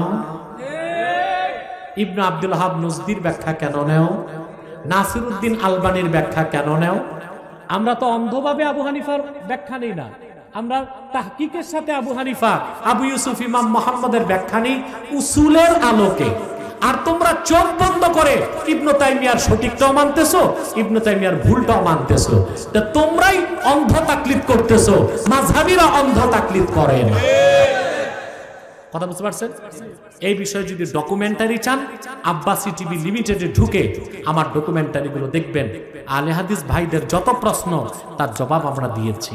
এবং আহলে হাদিস ভাইদের মধ্যে যারা মুরব্বী, দ্বন্দ্ব কমানোর জন্য আমি বারবার তাদেরকে সংলাপে ডেকেছি যে আপনারা আসুন, বাহাস করলে দ্বন্দ্ব হয়, বাহাস দরকার নাই, আমরাও বসি, আপনারাও বসেন। আমরা সংলাপের মাধ্যমে যে বিষয়গুলো আপনাদের বুঝতে কষ্ট হচ্ছে আমরা কোরআন সুন্নাহর আলোকে বুঝিয়ে দিব। দেখি ওনারা কবে রাজি হয়। রাজি হলে আমি প্রস্তুত আছি। যেখানে আলহামদুলিল্লাহ মুহাম্মদ সাল্লাল্লাহু আলাইহি ওয়াসাল্লামের এই গোলামের কাছে বাংলাদেশে বড় বড় নাস্তিক, বুদ্ধিজীবী, কাফের, মুশরিক শোচনীয় পরাজিত হয়ে গেছে। ওদের সাথে আমাদের বগজ আছে, দুশমনী আছে, কিন্তু আহলে হাদিস মাযহাবী এদের সাথে তো আমাদের দুশমনী নাই। এরা একটা জিনিস বুঝতে চায় না, গোড়ামির উপর অটল থাকে। আমি আশা করি সংলাপে বসলেই তাদের রাগ গোসাগুলো চলে যাবে এবং বুঝার চেষ্টা করবে। এই যে রমজান আসতেছে, তারাবির নামাজ ১৫০০ বছর আগ থেকে চলে আসতেছে ২০ টাকা, এখন এই ভাইরা বলতেছে ৮ টাকা।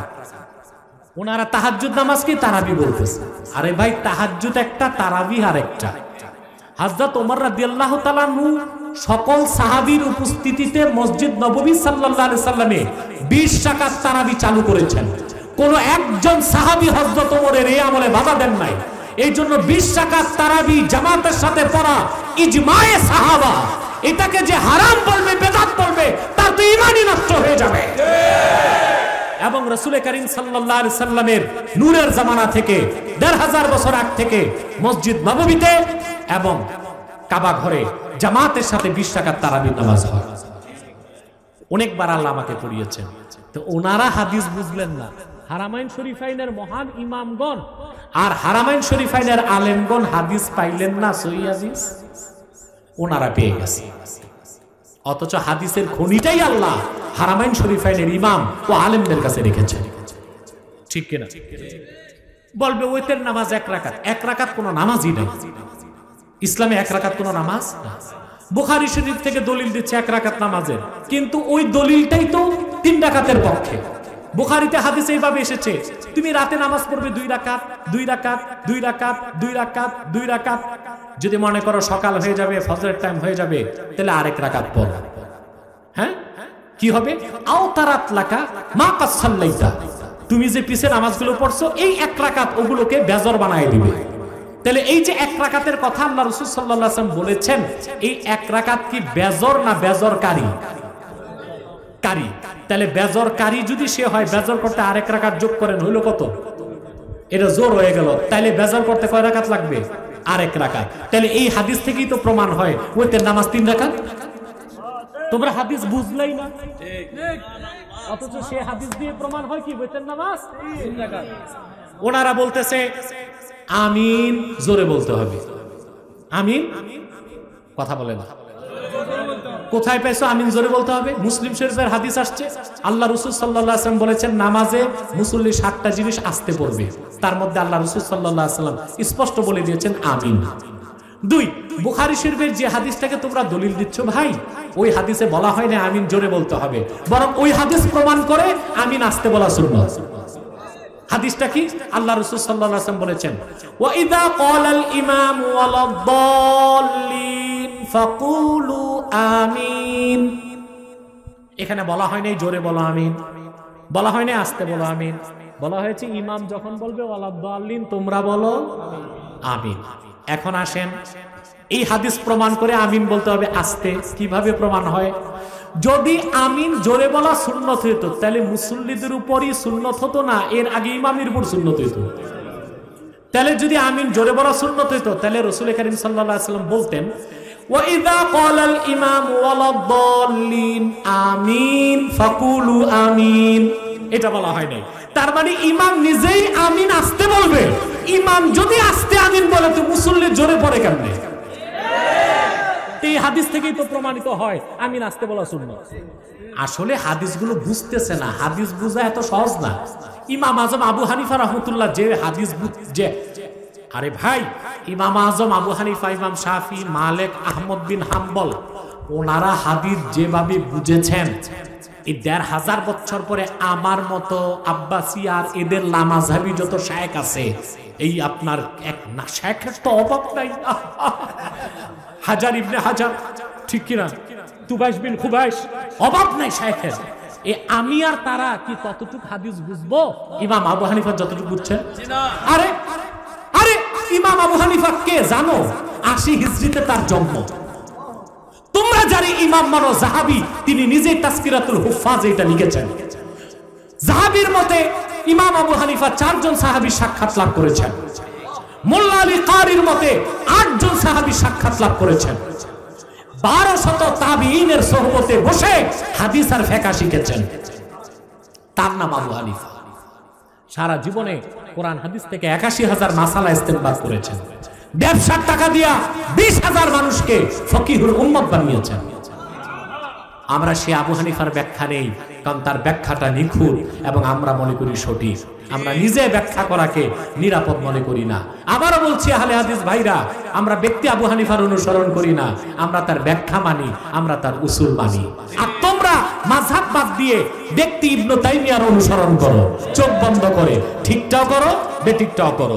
ইবনে আব্দুল ওয়াহাব নজদীর অনুসরণ করো, চোখ বন্ধ করে, ঠিকটাও করো বেঠিকটাও করো। নাসিরউদ্দিন আলবানীর অনুসরণ করো, চোখ বন্ধ করে, ঠিকটাও করো বেঠিকটাও করো। তোমরাই তাকলিদে সাক্ষী করো, তোমরাই ব্যক্তি পূজা করো, তোমরাই অন্ধ অনুসরণ করো। আমরা তাহকিকের সাথে মাযহাবে হানাফিয়াকে মানি। আল্লাহ আমাদেরকে হেদায়েত করুন, বলুন আল্লাহুম্মা আমিন। প্রিয় সুধী, এই ব্যাপারে বাকি আমার লেকচারগুলো দেখে নেবেন ইনশাআল্লাহ। এক ভাই প্রশ্ন কি আর প্রশ্ন দিবেন না, আমি আর পারবো না। হক আলেম বাতিল পীরের দরবারে গিয়ে ওয়াজ করে তাদের সুনাম করলে সেই আলেমকে মানা যাবে কি? হক আলেম কোনদিন বাতিল পীরের দরবারেই যাবে না। বাতিল পীরের দরবারে যে আলেম ঘোরাঘুরি করে, মনে করবেন আপনি নিশ্চয় ওইটা ওই তেলা পোকা টাইপ বাতিল। আমাদের আজকের অনেক মেহমান ছিলেন, তারা আসতে পারেনি, বিশেষ করে আলহাজ অ্যাডভোকেট সাইফুজ্জামান শিখর, যিনি মাগুরা 1 আসনের সংসদ সদস্য। তিনি সরকারি কাজে ব্যস্ত থাকে, আসতে পারেন নাই। তার জন্য দোয়া করবেন। না আসতে পারলেও তিনি তো মাহফিলটার পক্ষে ছিলেন, এজন্য আমরা তার জন্য দোয়া করব। আল্লাহ যেন তাকে হেদায়েত করেন এবং আল্লাহ যেন তার জীবনকে আলোকিত করে দেন। আমাদের মাগুরা পৌরসভার মেয়র খুরশিদ হায়দার টুটুল সাহেব দোয়া চেয়েছেন, আমরা দোয়া করব। পুলিশ ডিপার্টমেন্টের অনেক ভাই পুলিশ অফিসার এসেছিলেন, সাক্ষাৎ করেছেন আমার সাথে। আপনাদের সদরের পুলিশও আইনিভাবে সহযোগিতা করেছে, আমরা তাদের জন্য দোয়া করব। আর এখানে মুস্তাফা কামালের আব্বা আছেন এখানে, উনি আমাদের জনপুর সিলসিলার বায়ের, ওনার দাদা যিনি ছিলেন মাওলানা ইসমাইল সাহেব রহমতুল্লাহ, উনি কারামত আলী জনপুর রহমতুল্লাহর হাতে বায়াত নিয়ে হাফেজ আহমদ জনপুর রহমতুল্লাহর কাছে বায়াত নিয়েছিলেন। একটি ইতিহাস আপনাদের জেনে থাকা দরকার। আমাদের এই পীর সাহেব বলেছিলেন, হয়তো ওনার ইতিহাসটা জানা নেই, কারামত আলী জনপুর রহমতুল্লাহ ইন্তেকাল করেছেন 1873 সালে। 1800 অর্থাৎ কারামত আলী রহমতুল্লাহ ইন্তেকালই করছেন 150 বছর আগে। কারামত আলী জনপুর রহমতুল্লাহর পীর ভাই ছিলেন নূর মোহাম্মদ নিজামপুরী, ওনার মুরিদ ছিলেন সুফি ফতে আলী ওয়েসি, ওনার মুরিদ ছিলেন আবু বকর সিদ্দিক ফুরফুরানি। এই জন্য আবু বকর সিদ্দিক রহমতুল্লাহ বলতেন যে আমার পীর দাদা পীর নূর মোহাম্মদ নিজামপুরী, আমার দাদা পীর কারামত আলী জনপুরী। এবং জীবনের সকল মাসলাকের ক্ষেত্রে ফুরফুরা আবু বকর সিদ্দিক রহমতুল্লাহ শাহ কারামত আলী জনপুরী রহমতুল্লাহর মাসলাককে গ্রহণ করেছেন, যেটা ওনার ওসিয়তনামায় আপনারা পাবেন। তো পীর মাশায়েখরা এই দেশকে আবাদ করেছেন। শাহ কারামত আলী জনপুরী রহমতুল্লাহর হাতে এই দেশে 2 কোটি লোক ইসলাম গ্রহণ করে মুসলমান হয়েছে। এই বাগান সাজানোর পর পরবর্তীতে কারামত আলী জনপুরী রহমতুল্লাহর উত্তরসূরি মাওলানা হাফেজ আহমদ জনপুরী রহমতুল্লাহ এসেছেন এবং ওনার নাতি আব্দুর রব জনপুরী রহমতুল্লাহ এসেছেন। আব্দুর রব জনপুরী রহমতুল্লাহর সমসাময়িক ছিলেন ফুরফুরা আবু বকর সিদ্দিক ফুরফুরাবি রহমতুল্লাহ। তারা একসাথে কাজ করেছেন বাংলাদেশে। কথা বুঝতে পেরেছেন? তো জনপুর ফুরফুরা তাদের সবার উপরে যে সৈয়দ আহমদ বেরেলী রহমতুল্লাহ প্রধান খলিফা ছিলেন শাহ কারামত আলী জনপুর রহমতুল্লাহ, ওনার থেকে আমাদের জনপুর খানদান ও সিলসিলা। আরেক খলিফা ছিলেন নূর মোহাম্মদ জানবি রহমতুল্লাহ, ওনার থেকে এমদাদুল্লাহ মুহাজির মক্কি হয়ে দেওবন্দ। আরেক খলিফা ছিলেন নূর মোহাম্মদ নিজামপুরী রহমতুল্লাহ, ওনার থেকে সুফি ফতে আলী ওয়েসি বর্ধমানী, ওনার থেকে ফুরফুরা আবু বকর সিদ্দিক ফুরফুরাবি রহমতুল্লাহ, ওনার থেকে ফুরফুরা, এবং পরবর্তীতে জনপুর ফুরফুরার শাখা সারা দেশে কাজ করে যাচ্ছে আলহামদুলিল্লাহ। তা আমাদের জনপুর সিলসিলার একটা শাখাই হচ্ছে এই ইসা খাজা, যিনি পীর সাহেব আছেন শাহ সুফি আবু মুসা সাহেব, ওনার দাদা ইসমাইল সাহেব রহমতুল্লাহ, তিনি ছিলেন হাফেজ আহমদ জনপুর রহমতুল্লাহর খলিফা। ওনাদের একটা দরবার কুমিল্লাতে আছে, ওখানেও আমি যাই, আর এখানেও আমি আসলাম। এখন এখান থেকে এটা একটা মার্কাজ, এটা তাহরিকে খাতমে নবুয়ত বাংলাদেশের মাগুরা জেলার মার্কাজ। মনে থাকবে ইনশাআল্লাহ। আমানতের সাথে মুস্তাফা কামাল দায়িত্ব পালন করবে, যদি দায়িত্ব অবহেলা করে তাকে বিনা বিচারে আমি ফাঁসি দিব। আপনারা তার সাথে থাকবেন ইনশাআল্লাহ। আসুন দোয়ার আগে একটু সালাত সালাম পড়ে নিই, যে আমাদের দোয়াটা আল্লাহ কবুল করেন মহব্বতে। নানফুসানা ওয়া ইল্লাম তাগফির লানা ওয়া তারহামনা লানাকুনান্না মিনাল খাসিরিন। আল্লাহ তাআলা তাহরিকে খাতমে নবুয়ত বাংলাদেশ মাগুরা জেলা শাখার উদ্যোগে আয়োজিত 13তম ঐতিহাসিক তাফসীরুল কোরআন মাহফিলে গভীর রাতে তোমার হাজার হাজার নেককার বান্দা পর্দার আড়ালের মা বোন নিয়ে হাত তুলেছি। এতগুলো মানুষের মধ্যে যার দুটো হাত তোমার ভালো লাগে আল্লাহ, তার দুটো হাতের বিনিময়ে আমাদের জীবনের সব গুনাহ খাতা তুমি মাফ করে দাও। আল্লাহ তাআলা রব্বুল আলামিন, হৃদয়ের গভীর থেকে দোয়া করি আল্লাহ, আল্লাহ তোমার আখিরি নবী নূর নবীজি আমার মুহাম্মদ সাল্লাল্লাহু আলাইহি ওয়াসাল্লাম আজ থেকে ১৫০০ বছর আগে দুনিয়ার থেকে বিদায় নিয়েছেন। হায়াতুন নবী হিসেবে জান্নাতুল ফিরদাউস রওজা মুবারকে বিশ্রাম নিয়েছেন। আল্লাহ তাআলা একবার বা একাধিকবার যারা সোনার মদিনায় নূরের মদিনায় যেতে পেরেছি আল্লাহ, জীবনে বারবার আল্লাহ, জীবনে একবার তোমার আখিরি নবী নূর নবীজি আমার মুহাম্মদ সাল্লাল্লাহু আলাইহি ওয়াসাল্লামের জান্নাতুল ফেরদাউস রওজা মুবারকে উপস্থিত হয়ে গো আল্লাহ তোমার হাবিবের নূরের কদমে দরুদ ও সালামের হাদিয়া দেবার আগে আল্লাহ তুমি ডাক দিও না। আল্লাহ তাআলা একবার বা একাধিকবার জানা সোনার মদিনায় নূরের মদিনায় যেতে পেরেছি আল্লাহ, জীবনে বারবার তোমার আখিরি নবী নূর নবীজি আমার মুহাম্মদ সাল্লাল্লাহু আলাইহি ওয়াসাল্লামের নূরের শহর মদিনাতুল মুনাওয়ারা জিয়ারতের জন্য তাদের কপালটা খুলে দাও। আল্লাহ তাআলা রব্বুল আলামিন হৃদয়ের গভীর থেকে দোয়া করি আল্লাহ তোমার আখিরি নবী নূর নবীজি আমার মুহাম্মদ সাল্লাল্লাহু আলাইহি ওয়াসাল্লামের নূরের চেহারা মোবারক স্বপ্নে একবার দেখে গো আল্লাহ জান্নাত ওয়াজিব হবার আগে তুমি ডাক দিও না। একবার বা একাধিকবার জানাত তোমার আখিরি নবী নবীগণের মাথার তাজ নূর নবীজি মুহাম্মদ সাল্লাল্লাহু আলাইহি ওয়াসাল্লামের নূরের চেহারা মোবারক স্বপ্নে দেখার সৌভাগ্য লাভ করেছে আল্লাহ, জীবনে বারবার দেখার জন্য তাদের কপালটা তুমি সোনার কপাল বানায় দাও। আল্লাহ আমাদের অনেকের বাবা নাই, অনেকের মা নাই, অনেকের বাবা মা একজনও নাই। যত মানুষের বাবা মা দুনিয়ার থেকে বিদায় নিয়ে অন্ধকার কবরে চলে গেছে আল্লাহ, সকল মুসলমান বাবা মার কবরকে তুমি জান্নাতের বাগান বানায় দাও। আল্লাহ এই মাহফিলের জন্য যারা ধন দিয়েছে, মন দিয়ে যারা খেটেছে, নৈতিক সমর্থন করেছে, আইনি সহায়তা দিয়েছে, সকলের ধনমনকে কবুল করে আল্লাহ মাহফিলটা আমাদের সবার জন্য নাজাতের জরিয়া বানায় দাও।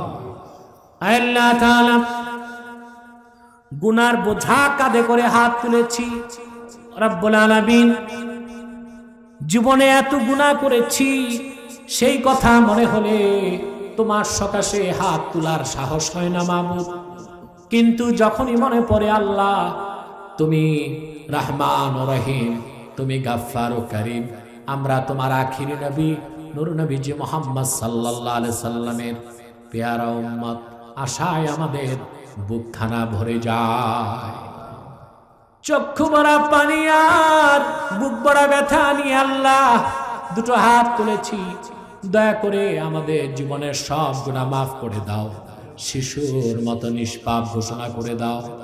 আল্লাহ তাআলা পর্দার আড়ালে আমার মা বোনেরা হাত তুলে বসে আছেন, অবলা সরলা সতী সাধ্বী মা বোন যারা হাত তুলে বসে আছেন, তাদের মনে কত কষ্ট থাকে, দুঃখ থাকে, লজ্জায় কাউকে বলে না, মনের দুঃখ মনে লালন করে তিল তিল করে জীবনটা তারা ক্ষয় করে দেয়।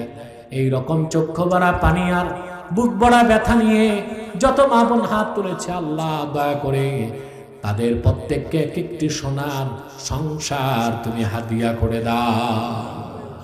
আল্লাহ আমাদের মুশকিলাতকে আসান করে দাও, নেক হাজাত ও চাহাতকে কবুল করে নাও, জিন্দেগীর গুনাহগুলো মাফ করে দাও, অভাবের অভাব দূর করে দাও, অসুস্থকে সুস্থ করে দাও, অশান্ত হৃদয়কে আল্লাহ তুমি শান্ত করে দাও। আল্লাহ এই মার্কাজকে তুমি কবুল করো, দারুস সুন্নাহ মডেল মাদ্রাসাকে কবুল করো রব্বুল আলামিন। তাহরিকে খাতমে নবুয়ত বাংলাদেশ মাগুরা জেলা শাখায় যাদেরকে দায়িত্ব দেওয়া হয়েছে আল্লাহ দ্বীনের সৈনিক হিসেবে তাদের কবুল করে নাও। আল্লাহ এখানে যারা উপস্থিত হয়েছে কার মনে কি নেক মাকসাদ তুমি ভালো করে জানো, সব কবুল করে নাও। ভাইরা আমার, একটি মিনিট সময় ছেড়ে দিলাম, চক্ষুটা বন্ধ করুন, দিলটা নরম করুন, মাথাটা নত করুন। আল্লাহর আখিরি নবী নূর নবীজি আমার মুহাম্মদ সাল্লাল্লাহু আলাইহি সাল্লামের ওসিলা ধরে আল্লাহর কাছে চান, যা চাইবেন তাই কবুল হয়ে যাবে। যদি পারো রে ভাইরা, 2 ফোঁটা চোখের পানি সদকা করে দিন।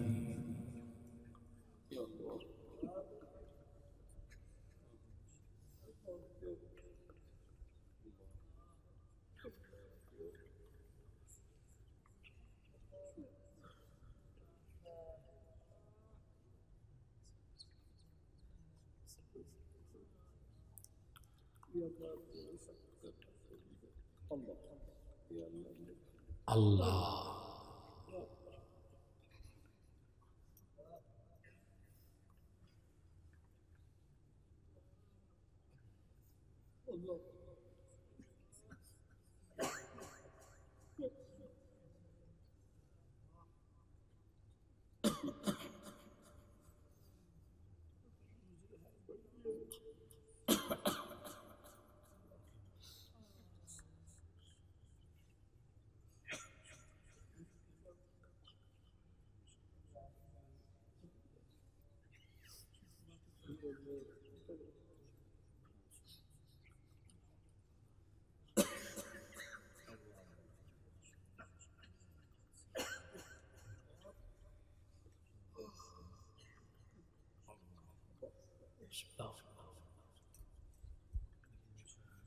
اللهم إنا نسألك العافية اللهم إنا نسألك تمام العافية اللهم إنا نسألك دوام العافية اللهم إنا نسألك السلامة من كل بلية الدنيا والآخرة توفنا مسلمين والحقنا بالصالحين اللهم إنا نتوسل إليك بوسيلة حبيبك المحترم نبيك الخاتم سيدنا إمامنا محمد بن عبد الله نبي الله رسول الله صلى الله عليه وسلم الذي أكملت به قصر النبوة وحكمت لا نبي بعده وأعلنت في القرآن بالبرهان أن محمدا صلى الله عليه وسلم